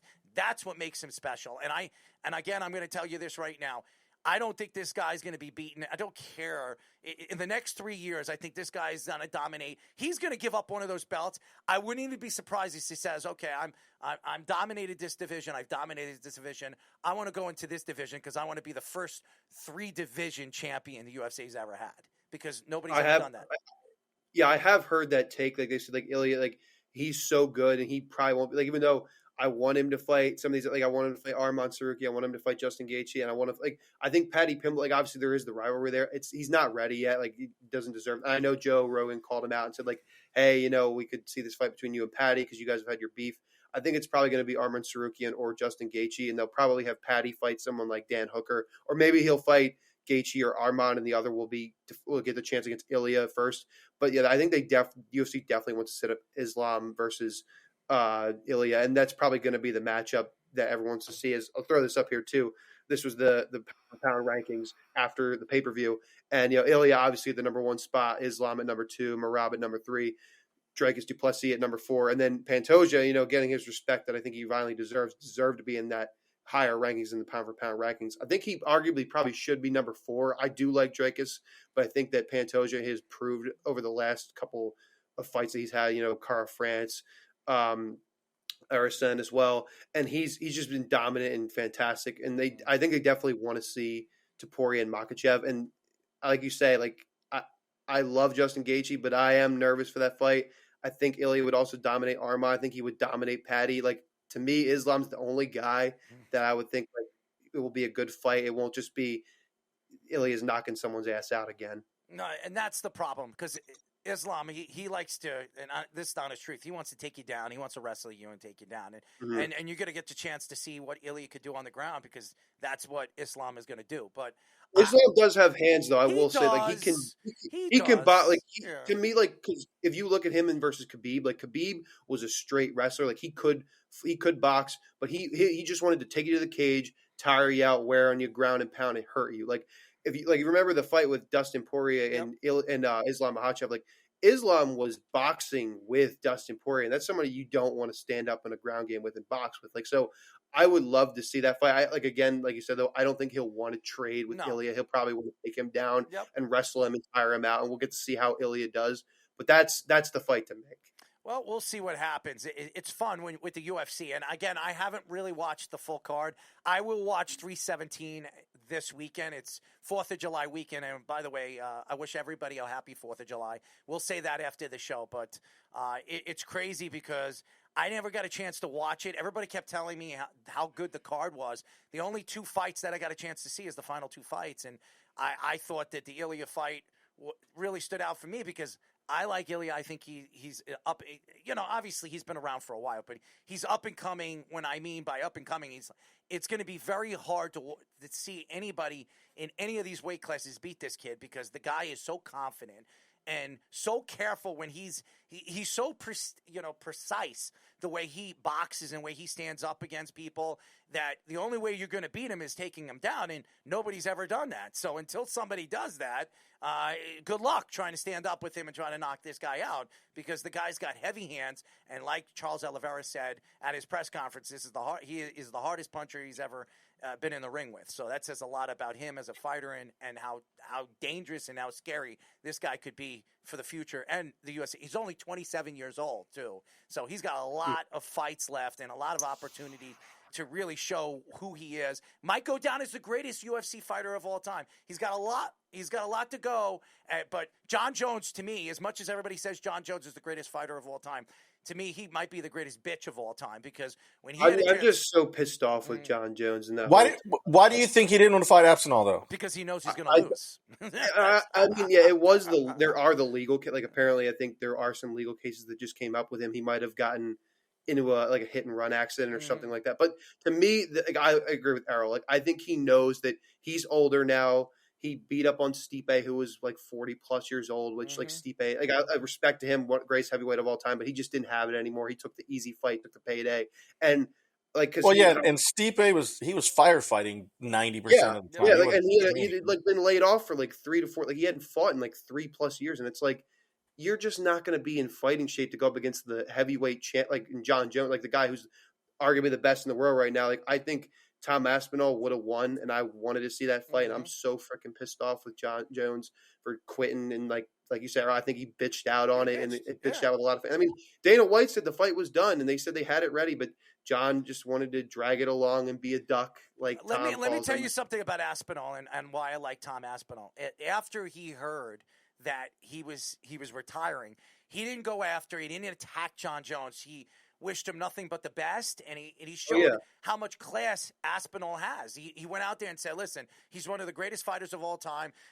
I understand when somebody wants to walk away from the fights and spend time with his family. I wish him nothing but the best, and I hope he gets the chance to spend the time that he wants with his family, which he hasn't over the last couple of years. That says a lot about Aspinall and the type of person that he is as a professional, because he could have went out and attacked John Jones and told him to go F himself. He didn't do that. That's something Conor would do. Aspinall did not do that, and that's something that the class and the respect that you have to have for a fighter that could go down as the greatest MMA, greatest mixed martial artist, UFC fighter of all time in John Jones. So I think, like you said, like Tom definitely would have been 100% justified in calling Jones a bitch and just telling him like he's a jackass and whatever, because he wasted a year of Tom Aspinall's prime. Like he was literally sitting on the shelf, just training, working hard, and Dana White and Hunter Campbell and all them just said, just stay ready, like keep training, keep be in shape. We'll tell you when the fight is.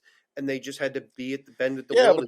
But the crazy part is they said it more than once that we're either close or it's almost a done deal. And so it's like this is Dana White's fault. This is Dana White's fault, by the way. Yeah, I think realistically they probably didn't have the fight ever ready. Like maybe they like verbally agreed to it, but I don't think it was ever written in like a contract or it was ever signed by Jones and Aspinall. Like they probably were just saying that just to like keep people's interest around, because I will say, like, I was excited for it, but like I heard tons of people online and UFC fans around the world, like they didn't really care or they didn't want to watch the fight anymore, because it's like you kept dangling it in front of us and then you never gave it to us. It's like people aren't going to give a shit anymore. Like similarly, like with Conor, like I wanted to see Conor versus Michael Chandler, and Conor kept getting in his party and in his legal troubles, and it's like now most people don't even really care. Like Michael Chandler, see that. he went and fought Charles Oliveira. He moved on. I didn't want to see Conor and Michael Chandler. Because to me, I'm just saying that, like, if you wait too long, I wanted to see Conor and Nate Diaz 3. That's what I wanted to see for years. Great, yeah. That's what I wanted to see, because honestly, Nate Diaz won both fights, and Conor McGregor only won the second fight, because if he lost that fight, his career would have been over with the UFC, because he lost too consistently after before and after that fight. I mean, Conor won. Out of his 5 last fights, I think he won 2 fights. He lost 3 of them. He was just inconsistent at the tail end of his career. And why? Because Conor McGregor had to fight Floyd Mayweather for the money. Now, I'm not going to take shots at him. He made $100 million. He invested it into whiskey. And from there, he sold it for almost $600 million. You're not going to take a shot at a guy that was, living off the streets and working as a plumber or an assistant plumber when he was in Ireland, and then became one of the great, more popular fighters the UFC's ever had. I don't like Conor because of what he has done after the fact and what he has said after the fact, no matter who he fought and what he said about Jose Aldo, that knockout. Listen, it was an amazing knockout, but what a lucky punch, man. That was lucky, and I don't think Jose Aldo really expected anything from Conor McGregor, and he got caught with one. But Conor wants to stand there and talk crap after the fact when Jose Aldo is one of the greatest, fighters of his class, his weight class in history. Remember, he didn't come from the UFC. He came from, what was it? What was the organization he came from before he went to the UFC? I forget. But I don't know if it was Jose Strike Force. No, it wasn't Strike Force. It wasn't Strike Force. It was I forget. I got to look that up. Who? Jose Aldo. He was from like WEC or whatever it was. It was something. It was from an organization, which, by the way, he was undefeated. And anybody that knows the background about Jose Aldo was a great soccer player. And he hurt his leg, and he could have been a professional. Yeah, it was WEC. WEC, yep. And then UFC signed him, and he became the champion and held the belt for a little while and then lost it. So, obviously, from Conor McGregor. But, again, my problem with Conor McGregor doesn't lie about who he is and what he's all about and where he comes from. My problem is the way he has come out and thrown people under the bus and made himself look like a jackass doing it. That is why I don't like Conor McGregor. You can't take away from what he has done in such a short time and how much money he's made for the UFC and himself and his family. That is incredible. But John Jones is a bitch. And I don't care what anybody says. You can take that to the bank. He's a bitch. Aspinall would have beaten his ass. I wouldn't be surprised if Aspinall knocked him out in the second round.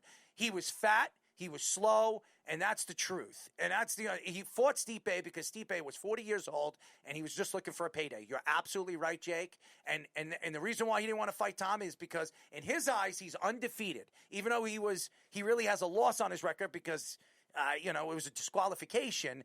The fact is his cheating ways, he cheated against Daniel Cormier. He can say whatever he wants. He cheated, and he's always been in these situations over the years where he has not kept himself out of the tabloids. This is the same thing with his family, his brothers, and they're great athletes, tremendous athletes.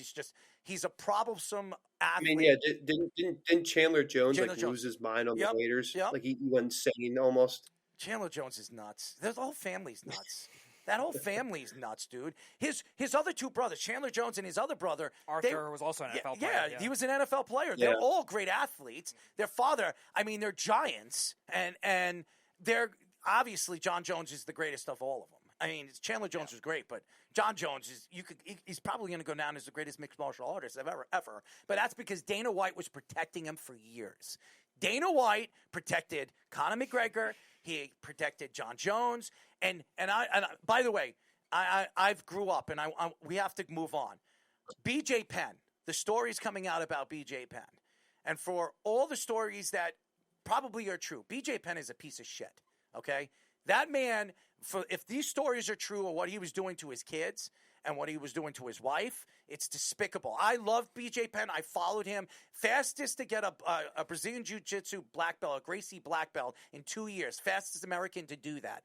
And you're hearing these stories that he was abusing his kids and his wife and threatening them and talking all this rubbish. If these stories are to be true, BJ Penn should be washed away from the UFC and shouldn't be spoken about again. It's despicable, the stories that I heard about BJ Penn. And that's coming from a BJ Penn fan.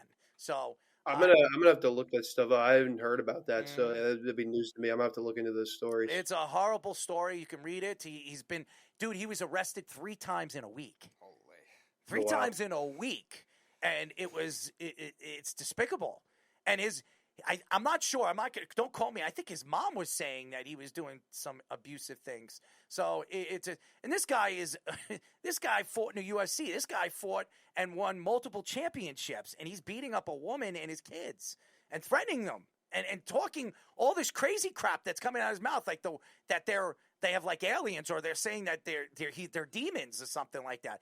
He's losing his mind. Maybe CTE, and that's something that the UFC needs to look into as well because of mixed martial arts, all those punches to the head and all the different things that we've been talking about over the last couple of years with football. I think maybe he has CTE problems as well, but it's despicable. The stories are despicable. Go check it out. It's not very good for mixed martial arts in the UFC when those stories come out about one of their best fighters and a Hall of Fame fighter in UFC history. So before we move on, Tom had a question in the comment section. What did you think about the recent Jake Paul fight? What do I think? I think Jake Paul paid Julio Cesar Chavez Jr. That's what I think he did. Because if he really fought Julio Cesar Chavez Jr., Julio Cesar Chavez Jr. would have beaten him. I don't want to hear anything in anybody that wants to deny it. Now, I respect Jake Paul because he's training, he puts the time in, and you got to give him a little bit of credit. It's not easy from going to Disney World or being on the Disney Channel to being a professional boxer. But who's he beaten? You see the list. The first person, Nate Robinson. Nate Robinson just had a kidney transplant or a liver transplant. Are you kidding me? He's like 6 foot or 5'8", and you're going to sit there and you're going to brag about that? You beat Anderson Silva. Ben Askren? I mean, by the way, I got to give him a shout out after winning that fight, going out there and trying to raise money for Ben. That says a lot about who he is as a person, even though they hate each other. That was nice of Jake going out and doing what he did. But the guy is a marketer. He's a genius. He's a marketing genius. If you want to give him some kind of credit, the guy is one of the best marketing, programming, geniuses I've ever seen. Him and his brother Logan. How does Logan go to the WWE and become a champion? How does he go to the WWE and with the athletic ability that he have, just completely be one of the most hated wrestlers in the WWE and going being at main events and being like the co-main event and the main event. That's incredible. The brothers are just geniuses. They're marketing geniuses. I'll give them credit for that. But as a boxer, if he ever gets into a ring with a real boxer, he will be knocked the hell out. Knocked the hell out in the first round. You want to fight Canelo? You want to fight a real boxer and get into a ring with a real boxer? Good friggin' luck. He will abuse you in about a minute. You wouldn't even last a minute with a Canelo Alvarez. So it's just pathetic. Canelo's got a big fight in September. Yes, he does. Yes, and we you know he's fighting? Yes, I know he's fighting. Mr. Nebraska. We all know. I know. I know. Hey, it's more than 3 hours of the show. That was the first Nebraska reference. I know. By the way, the best. Well, I got a hat on, so that okay. counts. Listen, he's the best ambidextrous fighter I've ever seen. Okay, and there's no question. I can't stand freaking Jake Paul, man. Like, to me, like, the fact that you even think that you could just, like, you sound like intelligent and that people will buy the shit that you. I mean, you're right. He's a smart marketer, but like the fact he's like, oh yeah, I could go fight Canelo and be he's like, a promoter. but then you want to turn around. You want to turn around and then fight a 60-year-old Mike Tyson. Like, okay, dude, like. Whatever. But first of all, I'm gonna clean you up on this. Like, I'm gonna clean you up on this. That wasn't Jake Paul's fault. That was Mike Tyson's fault. Mike Tyson almost died 3 months before the fight. And then you're right. Yeah, that's he true. reached out to Jake and he said he wanted that fight. You know why he wanted that fight? Because he was getting $16 to $20 million off that deal. Mike Tyson needed the money. Okay, so no, I get why they did, but I mean, like, to me, it was just like it was just the most boring, horrible thing. Like, and like. Like, it was nice that it was on Netflix because everybody has Netflix. Oh, it was horrible. It was horrible on Netflix. It froze every time it was. Well, on. I know, but I mean, like, it was like at least you didn't have to buy a pay-per-view for it. Like, you could just buy. But like, I wouldn't waste. So I wouldn't waste I remember my watching money. 2-minute rounds, and I was like, "What the hell is this?" Here's the problem. Here's the problem. You got Floyd Mayweather that's fighting exhibition fights against Gotti and Gotti embarrassing himself after the fact. And by the way, John Gotti Jr. made like $9 or $10 million off of both fights. How does a guy who has no boxing experience, and by the way, I watched his first mixed martial arts amateur fight. I was at the event when he fought his first mixed martial arts, and I was right there with John Gotti Jr., and he was bragging about his son. I'm like, your son wouldn't last a second in the UFC. And then he goes out there and he goes into the boxing world. Again, these guys have names. If you have a name and you can promote it, you're going to make money. That's just the way sports are now. It's a business. It's not about who's better than who or who's the most athletic. It's about, it's Gotti. You have the last name Gotti. Oh, I'll put you in a ring. I'm going to make $10 million off the name. If Joba wants to box right now, and he's fighting in Nebraska, do you know how many people would go to watch Joba Chamberlain fight? I mean, seriously, it doesn't matter who he's fighting. Joba, are you going to fight?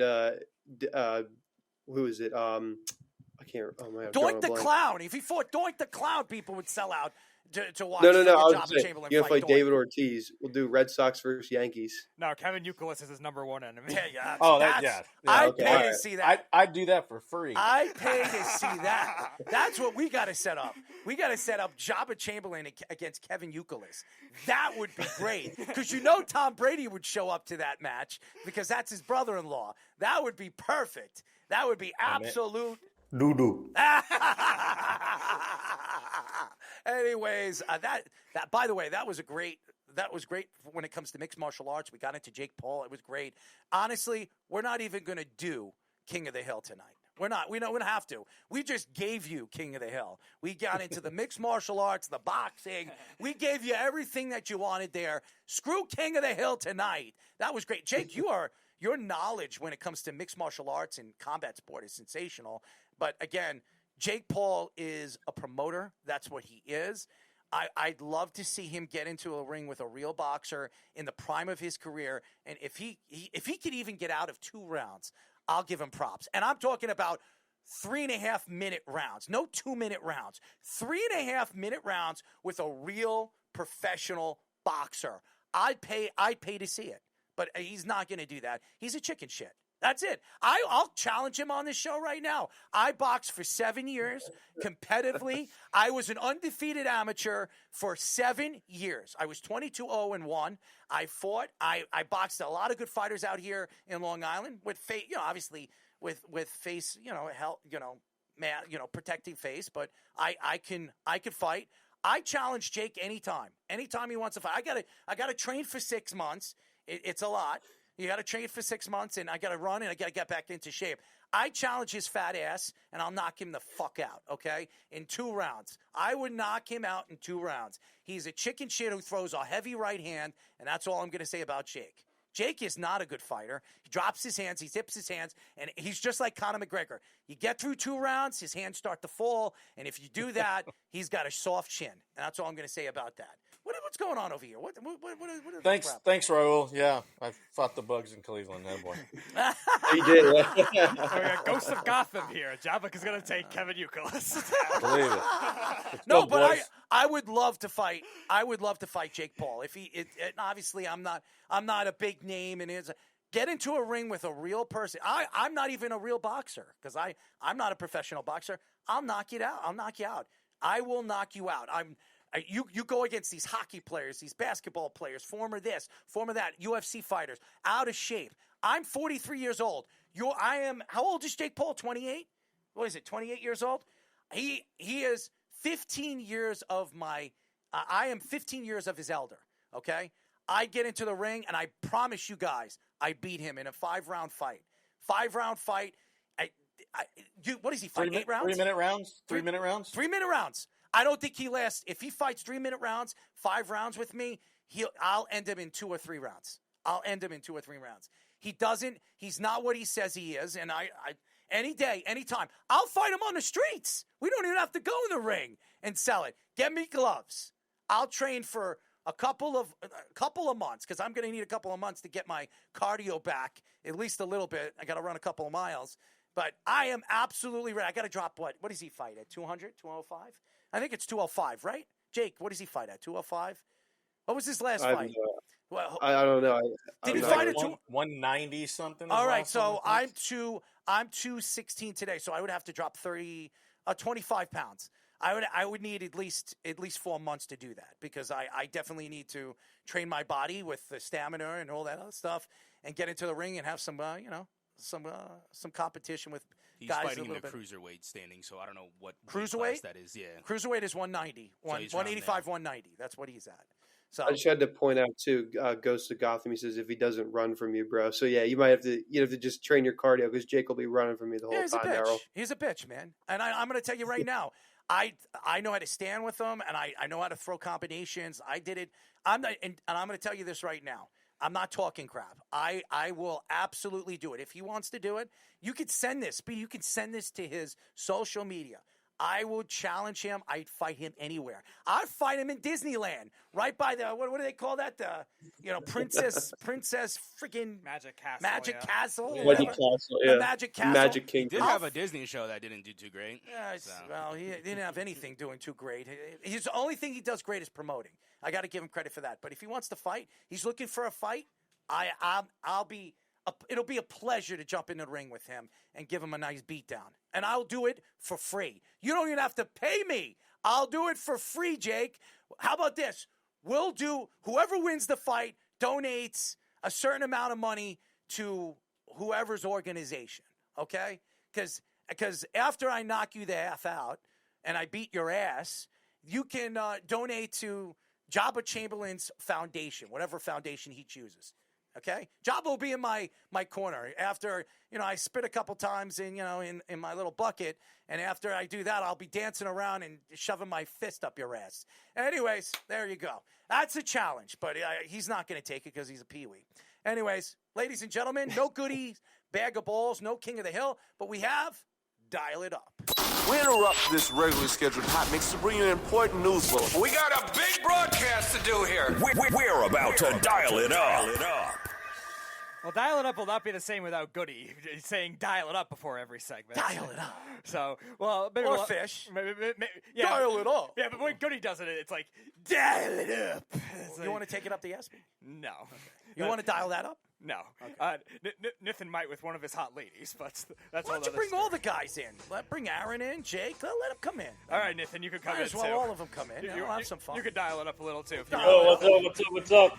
All right, we'll start with this. Bring Aaron in. Go ahead, bring them all in. Well, yeah, we'll start with this one. So Rob Manfred is blaming the players for the reason that the baseball has lost approximately $2.5 billion. It was a response directly after that where Tony Clark, who's the progressive player with the Players Association, is blaming them as a sales pitch type thing. And naturally, Rob Manfred is trying to throw the players under the bus like he always does. So what do we got here for this one? We know you don't like Rob Manfred.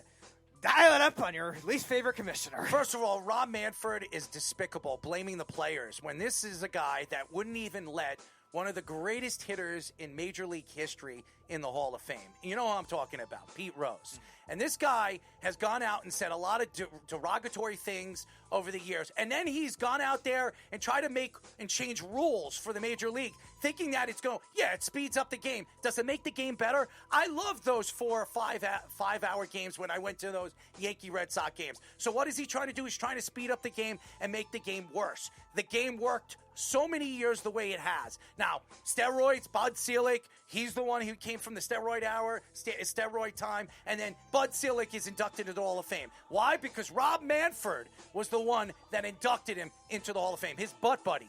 I don't like Rob Manfred, whatever you want to call him. He's a free ass. That's what he is. And what I believe in 2026 or 2027, when his contract is up, please, somebody take that job. He's an idiot, he's disrespectful, and he's one of the worst commissioners in Major League Baseball history.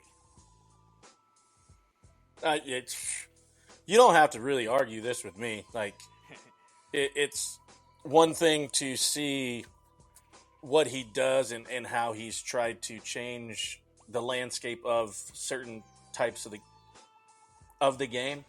But when you blatantly go out, and I've been fortunate enough to work under Tony and a lot of other great union leads and Michael Weiner and guys like that, and to have him put it on the players he's just really, in the end of the day, he's trying to make himself look good when really all that matters is our guys, and we know what we're doing. Like, okay, we're costing $2.5 billion, right? But yet we're setting records every year in contracts. Like, you aren't making sense. Like, what you're saying is our union is costing us money. I don't understand how you can even say that when we're setting marks every year, either through arbitration or contracts and length of contracts and age of contracts. Like, the numbers don't lie. I would love to know where he's coming up with this $2.5 billion and how where did they lose it? I don't understand. Job, I got something for you. From. I got something for you. Rob Manfred is making $17.5 million a year to do what? I know. To do what? What is he doing? He's ruined the Nothing. game. He's made the game worse. And he sits there and he's blaming the players for billions of dollars of loss. How about this? Why were you hiding Ohtani's betting scandal? Why were you doing that, Rob? Because we all know you are part of that. How much did you pay the FBI to hide or secure the fact that Ohtani didn't do anything wrong? Because we all know he was a part of that. So I'm tired of Rob Manfred. I hope he, for one way or another, the major leagues or the MLB and the owners decide after his contract's up that he can take a hike. He is a horrible commissioner. Horrible commissioner. It's terrible. But if he, like, okay, you make the acquisition, like, that's fine. Okay, like, whatever. You have people in your ear all the time. But if you're gonna say that and talk about us as a unit and the players that have done things for the future generation, tell me where you're coming up with this number. And why dudes are signing $785 million contracts? Like, what are we talking about? All right, so from somebody making the game worse to making the game better, then we're back to Caitlin Clark. Another record for her, a record-setting shoe deal this time, selling out immediately within the first day. And some more growth for the WNBA, as we mentioned, she could bring in billions of dollars. What has led to? Also 3 new expansion teams in the WNBA in Detroit, in Philly, and in Cleveland. Errol, you can dial it up. Well, it's pretty serious and pretty honest here. Caitlin Clark is one of the biggest superstars in professional sports history. She is going to take the WNBA to another level that you couldn't even imagine. And for all the ladies and all the people out there that don't believe she is the face of women's sports, well, then you don't know any sport. This woman has been beaten up, thrown around, and prosecuted because of her talents. She is going to take the WNBA to a position and in a place where the WNBA is going to have shoe deals that are going to be worth tens of millions of dollars. These players are going to make money that they couldn't even have dreamed of over the last couple of years. She is the face not only of women's basketball, professional sports. She was Athlete of the Year last year for a reason, because of what she brings in, the money she brings in, the endorsement she's bringing in. And by the way, why do you think the new CBA and the new television deal that they got last year, which was over $1 billion? Why do you think they got that contract? It was because of Caitlin Clark. And you see all these women, all these girls out there calling her names, telling her she's not good for basketball, pushing her around, beating her up on the basketball court, and she's breaking records and getting triple doubles, and she's showing you why the WNBA has needed this for over 10 years. And I think she's now going to take the WNBA and the sport to another level we wouldn't even imagine. Yeah, we were looking at the record-setting shoe deals now. This is among NBA players. This is among a lot of soccer players, the instant success that they've broken. Like, it was one day that it spawned to that kind of deal. And now you're seeing it. 3 expansion teams obviously directly correlated with, obviously not just the one instance with Clark, but so many other different things with that. I think we were thinking for a while Philadelphia was going to get a WNBA expansion team. There's already another new one this year with in Golden State with the Valkyries. So there definitely is evident growth of getting to that $1 billion plateau. And even when she's hurt, like, she's still getting a lot of the reputation for all the good things that she's done, and obviously all the jealous WNBA players and coaches that we talked about over the last couple of weeks of what she's done for the game. And now you're seeing a bunch of expansion teams go along with that too. You're going to get more competition that way, more national exposure to the game in those cities. By the way, Carl actually came out and said Joba Manfred came up with the $2 billion number due to the lack of 50-50 revenue split between owners and players. Well, I mean, he's obviously calculating something that doesn't make any sense. Yeah, and that'll never happen. He knows that. Yeah, he's just an idiot. That's what. Hey, Speedy, real quick, Errol. By the way, Indiana Fever won the Commissioner Cup today, so congrats to them. Congratulations, yep. Yeah, they're doing the playoff tournament just like the NBA, so I don't know. So let's see how that works out. Caitlin Clark, that's why. That's all I'm going to say. She didn't even play. I know. You don't need to play. She doesn't need to play. They're winning because of just her presence. She could sit on the bench, and she gives them a kind of a boost that they never had. Just think about it. Indiana 2 years ago won 3 games the whole season. They were the number 1 pick 2 years in a row, and then 3 games, and then she goes there and they make the playoffs. And now she's not even on the roster, and they're still winning. What does that tell you? Yep. One player can change. It was probably Joba's favorite ass kicker, Sophie Cunningham. Hey, speaking of Sophie, did you guys see her comments about the expansion teams? No. Saying she was dissing. She was dissing Cleveland and Detroit. But I agree with her. I think they should have done Miami. I think Miami is a much bigger city, attractive to a lot of people. They should have done in Miami also, in my opinion. There's no guarantee there's a difference with Miami and Cleveland. Then people came at her, though. They're like, you play in Indiana. Miami is a good basketball city, but it's not great for the other sports. Cleveland has been pretty good with all their sports, so I can see why that could work over there.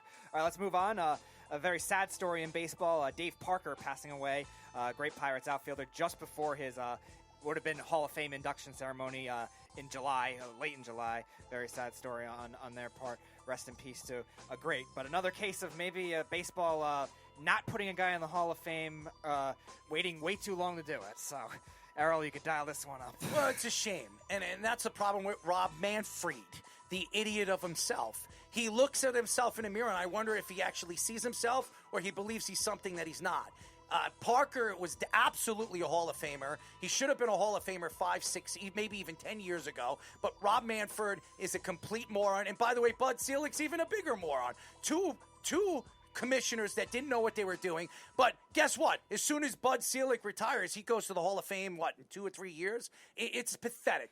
Dave Parker should have been a Hall of Famer years ago, and he's never going to get a chance to experience making a speech in front of his family, his friends, and all the greats, because this is a man that, and by the way, the Pittsburgh Pirates, you talk about Roberto Clemente, and maybe Dave Parker might be the 3rd or 4th best Pittsburgh Pirate of all time. And this guy was not inducted into the Baseball Hall of Fame quick enough. It's despicable. Again, Rob Manfred, you're an idiot. Please, retire. Get away from the game. You're hurting the game. Every time I look at your ugly face, you make me sick to my friggin' stomach. Go away. Come again, never. Not a come again another day. Go away. If I could actually make a song, it would be Rob Manfred, Kiss My Ass, Drop Dead. That's my song. And how many guys have played almost 20 years in the major leagues? Errol, you talk about it all the time. How many hitters with less than 300 home runs? Rob Manfred, whatever you want to call him, there are a lot of bad commissioners. Adam Silver, we all know the LJA. He runs the LJA. And then there's Roger Goodell, who just keeps stealing and stealing and stealing, as him and his family have benefits forever and a jet to drive in or fly in wherever he wants to go in the whole wide world. And he won't even give his own former players full compensation after they walk away from the game. This guy, Rob Manfred, is the worst commissioner in sports. It's not even close. He's the worst. So he needs to go. And baseball, players union, everybody need to push him out. It should have been Theo Epstein, but now he's partial owner of the Boston Red Sox. I don't think he's going to walk away from that to be the commissioner of professional baseball. So that's unfortunate. You think he's worse? You think he's worse than Goodell, Errol? Yes. He's so bad. At least I'll tell you what Roger Goodell does good.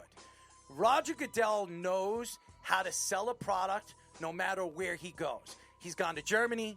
He's gone to England. He's gone all over the world, and he's selling the product.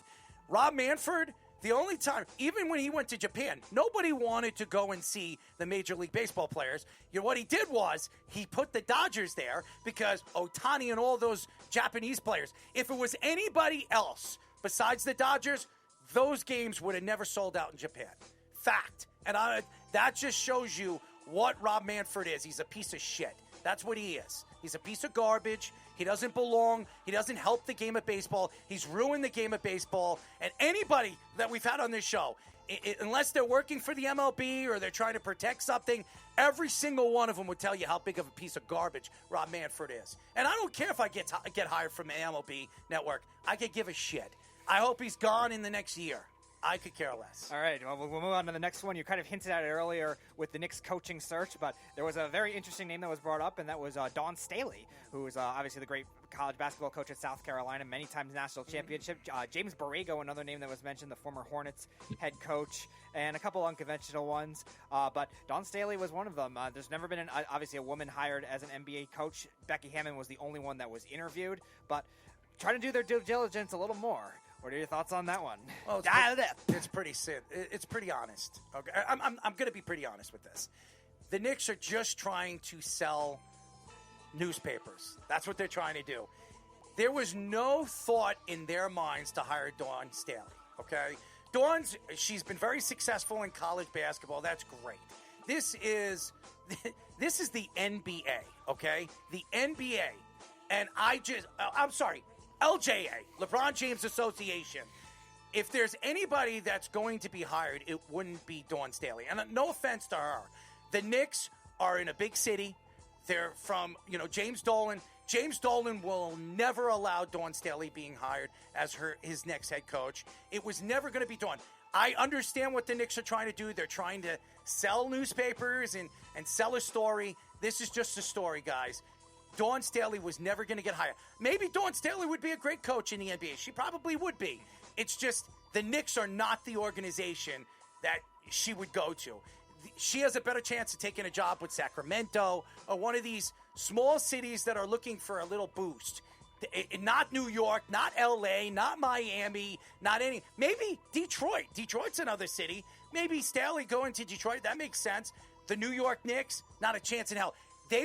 The Knicks and Leon Rose would be eaten up alive if they hired Staley. Who was the girl with the Spurs? Becky Hammon. Becky Hammon. That's what I was mentioning Becky before. Hammon. She's the only one who got the higher interviews in the past. Milwaukee, I think, was the closest one before they hired Budenholzer. In New York, it would never work. And I was going to say that, too, because she also has roots in Philadelphia, too. So I don't know if she would even want to go to New York. Obviously, she has roots that has nothing to do with coaching it. in South Carolina. So maybe if there's any chance, it would be one of those Southern teams. That would be a very Philadelphia thing to do, by the way. And that's what I'm going to It lead back would to. be. That's what I'm going to lead back to with what we're talking about with the WMA expansion. I think it's more likely maybe she starts something like that, one of those new teams in Philadelphia, especially with her having roots there, and then maybe gain it that way. Because I think she has a reputation as a great coach.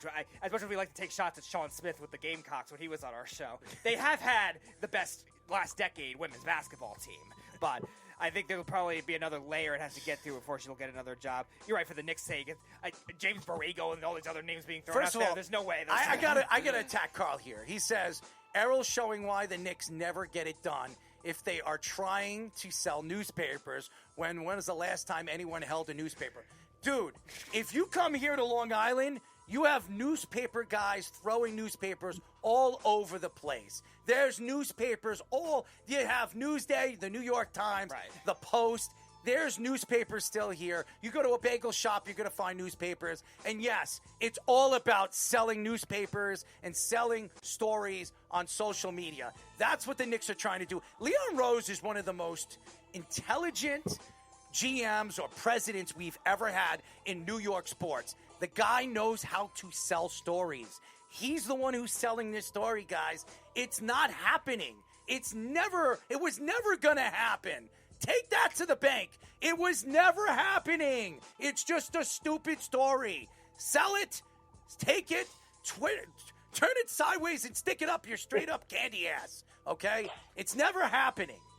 All right. Never. We will round it out with the last story of the day. Another layer to the Miami Dolphins we were talking about in the beginning. They trade for a now unretired Darren Waller. He is This is the crazy. The Giants he apparently unretired. Now the Giants are trading him with a 7th-round pick for a conditional 6th-round pick and are trying to join that loaded offense in Miami. You know, it's so funny about this story because Nathan brought it up to me today. He says, guess who's coming out of retirement and coming back? And I said, who? He said, Darren Waller. I said, who? And he said, Darren Waller. I said, yeah, the tight end that played for the Giants. And how many games did he play for the Giants? Like 12 games? He played 2 years with the Giants and played 12 games. Give me a friggin' break. I love his story. It's a great story about the drug addiction that he had and working at a grocery store and then making the Ravens and then he was spotted by John Gruden on the sidelines and then signed him, made a trade after the game. Great story. And he was a good player. It's not Tom Brady. It's not Peyton Manning coming out of retirement. I could give a crap if Darren Waller is coming out of retirement. Who the hell is Darren Waller? He's not a Hall of Famer. He at one time, 2 years where he was an elite tight end? Right. He's not Travis Kelce. He's not anybody. Hey, if it was like, I don't know, give me a tight end that was great in the time that he was dominant. I mean, honestly, give me one. Give me George Kittle. No, he's in the league. The guy that's retired. I mean, you could even look back at like when for Brady and Gronk, like when Gronk retired from the Patriots, then he came out of retirement. I wouldn't even care about Gronkowski. He wasn't like phenomenal, but he was still a solid producer, and they won Super Bowl. Antonio Pierce, okay, right? Antonio Pierce. Who's the guy? Oh, Antonio Gates. Antonio Gates. I'm sorry. Antonio Gates. If Antonio Gates came out of retirement after like 10 years to play NFL football, that would be a story. The guy's one of the greatest tight ends of all time. He hasn't played in a long time, and he wants to come back and he wants to compete. That's a great story because he's a Hall of Famer. This guy, Waller, he's never going to the Hall of Fame. He's in the Hall of Shame, okay? I could give a rat's ass if Darren Waller ever comes back. Greg Olsen, I'd be more impressed if Greg Olsen came back from, the broadcasting booth. And by the way, Greg Olsen is a great coach. He should get a coaching job in the near future. But, yeah, and if Antonio Gates came out of retirement, I'd actually give a crap. I could give a crap about Darren Waller. I'm going to say Evan Neal, outside of Evan Neal, and someone outside. Evan Neal? Did you bring up Evan Neal? No, I'm saying Evan Neal. Outside of Evan Neal, You I said swear that to about God, 6 times. I swear to God, Evan Darren Neal. Waller Evan Neal. is like public Evan enemy Neal. number one. Nobody, like you said, Errol, nobody cares because only the fact Scoop is that sits on the shitter. I remember exactly the moment when Darren Waller actually came into the New York Giants. It was a little suspect at first, but hey, he had 2 good seasons with the Raiders. And Pass liquor. there's no reason that nobody should be excited or anybody even cares about Darren Waller even coming outside Blow my back out. of coming out of the league for whatsoever. I mean, he's not even going to be a number 1 option over there in Miami. He's not even going to be the 3rd or 4th option outside of someone like Jalen Waddle or Tyreek Jabba Hill, likes or my even the shrimp 2 cocktail. running backs, or even the 2 running backs that we have over there with what's his name, Raheem Mostert, and who's the other guy? A-Chan. A-Chan, yeah. He'll be the number 5th option outside of those 4 guys I just named right there. So I don't know, like it's very anal. silly. And on top of that, I also one time, when he divorced recently, Kelsey Plum. Everybody knows, of course, Kelsey Plum. Yeah, At the time when she was she just won Much better back-to-back than he was, championships. yes. I literally, he sent out an Instagram post of him singing. By the way, he's a terrible rapper. He makes horrible music. On top of that, I went and commented saying, I could see why your wife is a 2-time champ and you're not. With thousands and thousands of comments eating me up for the fact that, he doesn't have a great quarterback, this and that. It doesn't even matter. Outside of that, he had Derek Carr. Outside of that, with those 2 seasons that he actually put up good numbers, it doesn't even matter. Like I said, it doesn't even matter with Tua Tagovailoa, who he might not even actually be helpful. Or if he's even stay healthy. Breaking news. A lot of hot ladies. He's not even going to be a number 2 or 3rd option. He'll be the number 5th option, and nobody cares about Darren Waller. No, I don't get this story. This is a stupid story, and the reason why I laughed at Maybe it. maybe Mike McDonald maybe Coach McDonald or McDaniels wants to be in the next rap album. I don't know. Stop with this crap. Nathan, you actually shut the music off. Nathan actually brought this story up to me today. He says, guess who's coming? Oh, breaking news. Oh, you're not going to believe this. Guess who's coming out of retirement? I thought it was Tom Brady or Peyton Manning. He says Darren Waller. I was like, what? Are we actually bringing up Darren Waller? Darren Waller. Come on, man. Darren Waller. The only retirement or unretirement that Nathan would celebrate more is E.J. Perry.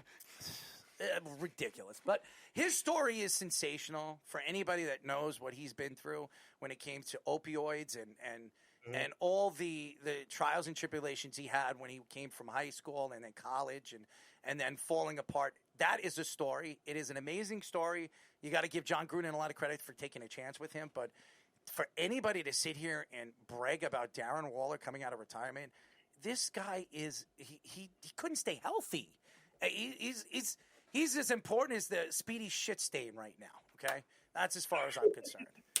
That's the truth. Speedy, you have any skid marks? No, that's your nickname. That's actually Sarge's nickname for you. That first of all, who's Ashley? Ashley Sarge wasn't that the nickname he gave you? Listen, just so everybody knows. First of all, Ashley, if you're listening to the show, and I'm sure he is because he's a pain in my ass. Ashley wants to come on the show, talk a little hockey, and maybe I'll get him on the show tomorrow so we can talk about the Rangers and the Islanders. I want to say something to Ashley. Ashley, do you remember when we went to the draft in Dallas? Remember what I did to that leg of yours? You be careful, man. Oh, boy. You be careful, man. You know, I could tell that story. I could embarrass you on live radio. Anyways, we have one more segment of the night, and we call that What's That Smell? Hold up. What is that smell? What's that smell? Wow, you don't see that every day. Breaking news. Fish is a grumpy old man. All right, ladies and gentlemen, we have the boys, and we're going to give them an opportunity, too. Why not? They're our interns. They've done a great job. Jake, Aaron, Zach will be back tomorrow. Yep. So let's do it with them. All right, so here's the story. This is how we're going to do it. Nathan, you could join us, too. It's very simple. We're gonna give you a story that's happened over the past week, and we're going to tell you what it smells like. All right? We're going to go first. We're going to go with Scoops. We're going to go with Aaron, Jake, Nathan. Well, I don't have a Speedy. story for this one. So I don't All know. right, One up, Nathan. We'll You take can do it. We'll take Nathan out. All right, we'll take Nathan out. Then we'll have Speedy, Joba, me. Here we go. All right, let's get the music going. Let's go. You're the one who spits it out. All right, so Speedy's basically, over this past weekend, we had a WWE event known as Night of Champions, where they had over in Saudi Arabia. I just have to come on and say That's that called the Saudi sexy. Arabia pay-per-views that they've been going on since Yeah. 2018-ish Mark. or whatever have been absolutely atrocious. A lot of these Saudi pay-per-views are not I'll let you really lick my good. butt. And it's really just I don't know what it is with the quality of wrestling right now. I do say Triple H is doing a really good job with the way wrestling has been going on and his booking. But however, these Saudi pay-per-views got to go. You got Crown Jewel. You got Night of Champions. That was a bust. And are going to not going to go anywhere as it's going to be in Royal Rumble next year. A lot of the matches didn't deliver. I mean, you had the King of the Ring. Okay, sure. The Queen of the Ring, a lot of people weren't happy about that. You even had the last time ever, John Cena, who's on his retirement tour, against CM Punk, which was a pretty underwhelming match considering these guys have had great matches in the past before. So what does it smell like? It smells like some Saudi Arabia sand that Triple H shoved up his underpants. So there we go. There you go. All right. So this is something I saw, I think, within the past week, I want to say on Twitter. I had thought of it. This would be good for this segment. I don't know if any of you guys saw it, but there was a video out there with someone trying to get Kelsey Plum to sign one of her rookie cards or her cards, something like that. And she was very turned off by it, didn't want to do it. I mean, it was an older gentleman, but he seemed very nice. She was very standoffish. She ended up signing it anyway. But I was sitting there watching that video and going, man, look, everyone's complaining about the WNBA, how they don't get what they want, the money that they want, or the views that they want, and they want more people to watch them. But then you see stuff like this and go, okay, you're only hurting your brand by doing this. And then you also see the stuff with Caitlin Clark and go, okay, this one generational player is trying to save the entire league, but you guys are not willing to pursue other things and be nice to, not even be just be a normal person. If someone's asking you to sign something, just sign it. Like, to me, I thought it was just like you're just ruining your sport. Like, just do what you got to do to help your league at the end of the day. So to me, it's not like it was shitting on their own league, essentially, just taking a big ass dookie on their league, and that's it. The other one, Aaron, too, I don't know if you saw it, too, if you guys saw it, where that girl was sitting courtside. She had a Caitlin shirt on. Mm-hmm. She brought over their shirt, and she told the girl to do better.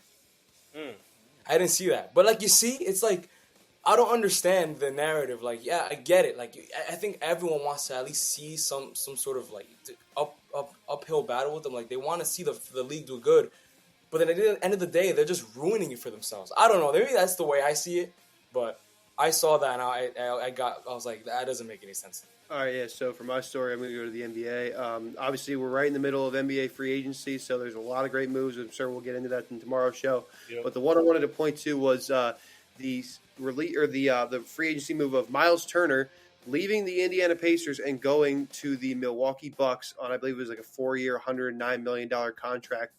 Literally just, weeks or even days after they lost the NBA Finals heartbreaking Game 7 to the Oklahoma City Thunder when they were one game away. They went on an improbable run. It was unbelievable. And the Pacers owners, they don't want to pay Miles Turner, who's been their center for their franchise for the last decade. 5 to 10-ish plus years, all because Tyrese Halliburton went down with a horrific injury. You don't want to keep this team together and try to compete, and let alone you go to Milwaukee, your main rival, after they just cut and waived Damian Lillard. Like, what kind of logic is that? Like, you're just going to throw in the towel and give up on 1 year after you just went to the finals and were one game away from winning a championship? You're going to throw away one of your key contributors and pieces and let him walk to your main rival? That smells like deep, bloody betrayal to me and the shitty smell of a dead deer carcass. Oh, that smells good. There you go. That smells good. Fit it very well with the Milwaukee Bucks theme. All right, I'll shift to some hockey. These are two Boston radio hosts, Mike Felger and Tony Maserati, who took shots at the Bruins, claiming that they draft too many local prospects, allegedly. Well, let's see how many prospects they drafted are from New England. Not their first-round pick in James Higgins. We know Errol's a Long Island guy. They drafted another New Yorker in the third round. They drafted a Swedish kid in the second round, in Liam Pettersson, and a later draft pick from Minnesota. So let's see how many New England prospects are coming from there. None. To go with that. So good job, geography. Goody's geography looks better than yours at this point. And then even if you wanted to just reference the Northeast is a good hotbed for hockey. So, why is it a bad thing for them to draft local prospects just because of a few of them didn't work out? So what does that smell like? Jabba, you'll like this one. It smells like a sweaty Kevin Youkilis being knocked out by you into a barrel of rotten baked beans. Rotten beans. Hey, I just had baked beans the other day. They're good. Yeah, but you're knocking him into a container of rotten baked beans. He rotten. He doesn't get the good ones. All right, I'm going to switch to baseball, and I don't know if you guys seen this, but this dumbass Dave McCaskill has been 4 years in a row of interfering. Guy plays left center. He's kind of they try to emulate him and his buddies have a contest, and they're kind of like the Zach Hampel of the other side, and he gives an interview, and he's like, yeah, I've only been ejected twice, and so he is now banned for 2025 for the rest of the year, and he can come back in 2026 if he follows all the rules. I talked to a colleague of ours, and Megan Plain, who actually did an interview with him, and she was like, it was interesting. He's very, very proud of what he did, but when it comes to interfering with games and outcomes of games, and I don't like it. And then you are proud of it, and you say you've already gotten thrown out twice. Like, okay, maybe once, you get a little overzealous and you reach out because you're excited, but then again, and then now you're banned. It just shows that you have little wiener man syndrome, and it smells like he didn't use his dude wipes, and he wipes back to front. As long as she's using dude wipes and taking care of my two-hole, I'm good. All right, the final. Yeah. Oh, sorry. I was just going to say really quick. I know a lot of baseball fans have their opinions on him, but as players, do you hate Zach Hampel too? I just had to now ask. Oh, he's annoying as balls. Okay. I get he's wrote books and whatever, but why he does it annoys me. And he'll literally steal balls from kids. Yeah. No, I just wanted to know, but that makes sense. All right, my final what's that smell goes to one of my worst hated players in NFL history, Rodney Harrison, to be inducted into the Chargers Hall of Fame during 2025 season. Oh, I love this. Rodney Harrison is set to be honored by the club that drafted him. The Chargers announced on Monday that they will be inducting Harrison into the team's Hall of Fame during halftime of their Week 8 Thursday Night Football game against the Minnesota Vikings on October 23rd. Rodney Harrison is explained as his physicality, his emotion, his relentlessness, his effort, his toughness, and his grit. The only thing I remember of Rodney Harrison is Super Bowl 207 when he was trying to intercept the ball, and David Tyree steals the ball and catches it with his helmet and cost, the New England Patriots a Super Bowl on undefeated season. You know what that smells like? It smells like an absolute shit-stained loser that Rodney Harrison is. And by the way, probably you could pull that wedgie out of Phillip Rivers' ass. There you go. So that's about it. And by the way, for all the Phillip Rivers haters out there, you can kiss my ass because Phillip Rivers is a Hall of Famer. That's what I'm going to say. When are we going to get Steve Weich back on the show? Well, I want Steve on the show because Steve is going to be kissing my ass after he goes to the Hall of Fame. That's what Steve's going to be doing. He's going to be, you know what I'm going to do? After he takes me out to a steak dinner, I'm going to have him and his wife at the dinner table, and I'm going to say, you know what? I'll pay for dinner. You know what you're going to do? I'm going to pull down my pants, and you're going to kiss my left cheek. And you're going to do it in front of all these people out here. And then I'm going to send it to ESPN, NFL Network, and I'm going to show you how big of an idiot you are when you came out and said that Phillip Rivers isn't a Hall of Famer. So, I don't know. Steve, I love you, but you're out of your damn mind. For all the people, TJ Ward, you're out of your damn mind. Eli Manning, Ben Roethlisberger, and Phillip Rivers aren't a Hall of Famer. That was a crazy take. We got to take that and cut that baby out. Oh, I did already. That is absolutely because ridiculous. he went Eli, Ben, Phillip, right? Yes. Yeah. When I was making that clip for Instagram, and I was going back and rewatching, I was like, I couldn't believe he said that. And I was like, if he doesn't think any of those guys deserve to go, I'm like, no quarterback in this current league, aside from maybe Mahomes, I'm like, it must be at all eligible. Because if that's his logic, that's crazy. Yeah, it doesn't make any sense. And by the way, he said Eli Manning first. Yeah, Eli Manning won 2 Super Bowls, and I know Fish he was getting a hard on when he heard that. He was like, "Oh my God, oh my God!" Listen, I understand he's a name. He's Eli Manning. He's Peyton Manning's brother. The fact is, he even said, "I said who was the better player?" He said, "You didn't ask me that." And he knows the truth. Phillip Rivers was the better player out of all 3 of them. So how could you say Eli Manning, who, yes, he won 2 Super Bowls, yes, he has a name, should go to the Hall of Fame ahead of Ben Roethlisberger and Phillip Rivers? That didn't make any sense. TJ, where are you coming from, man? What are you smoking? Anyways, I just had to say that. We love you, TJ. We can't wait for you to come back on the show. Don't be hating on my guy. I'm not hating on him. I was just we know he's smoking. He's smoking the Nithin shrimp cocktail. All right, we got to go. Congratulations to Preston Carey. Keep listening to us on Spotify, Apple Video, Spotify, Apple Audio, X, TikTok, Instagram, Facebook. Go to our website at www.worldwidesportsradio.com. And by the way, don't be a clown sitting on a trash rental or a home from hell. Don't be a clown. Get paid for it.